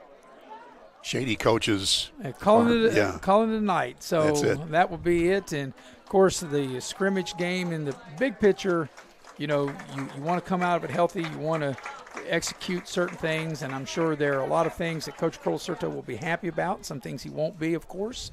And Westside, Westside did some good things, but they just had a lot of mental mistakes in this game tonight. Well, they really did. Now you can see the two teams with good sportsmanship at the middle of the field. Well, we've got a wrap-up show coming up. We will recap the scoring plays, and we'll tell you about our next broadcast and also give you an assessment of what we thought we saw during the scrimmage game. All of that coming up in just a couple of minutes as we pause for the cause on Video Productions. General Stores has been serving West Virginia communities for almost 5 decades. That's nearly 50 years of providing those essential needs for your daily journey. We are so grateful to be a small part of your lives, and we want to recognize the integral part of our operation, the LG family. We know these last couple years haven't been easy, but with every sunrise and sunset, you keep us going. To the LG family, the moms, dads, sisters, brothers, sons, and daughters of West Virginia, thank you.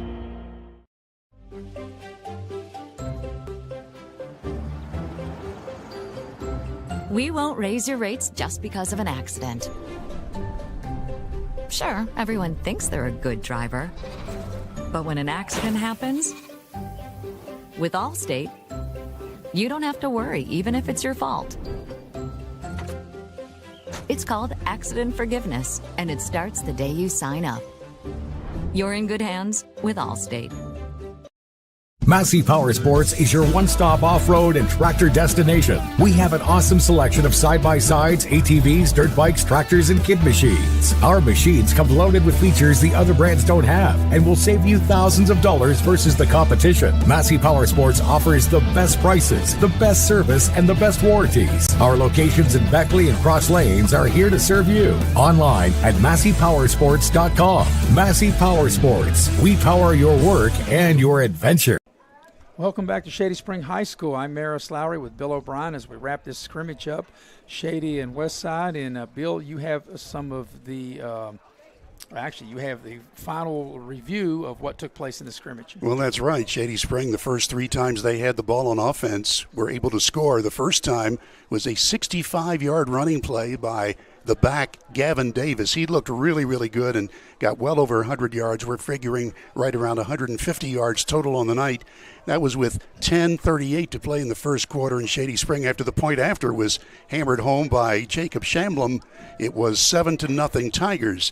Then the next time Shady got the ball, they were able to score on a 21-yard pass play from Green to Jalen Bailey. That came with 3:43 left in the first quarter, and at the end of one, it was Shady Spring 14-0 over Westside.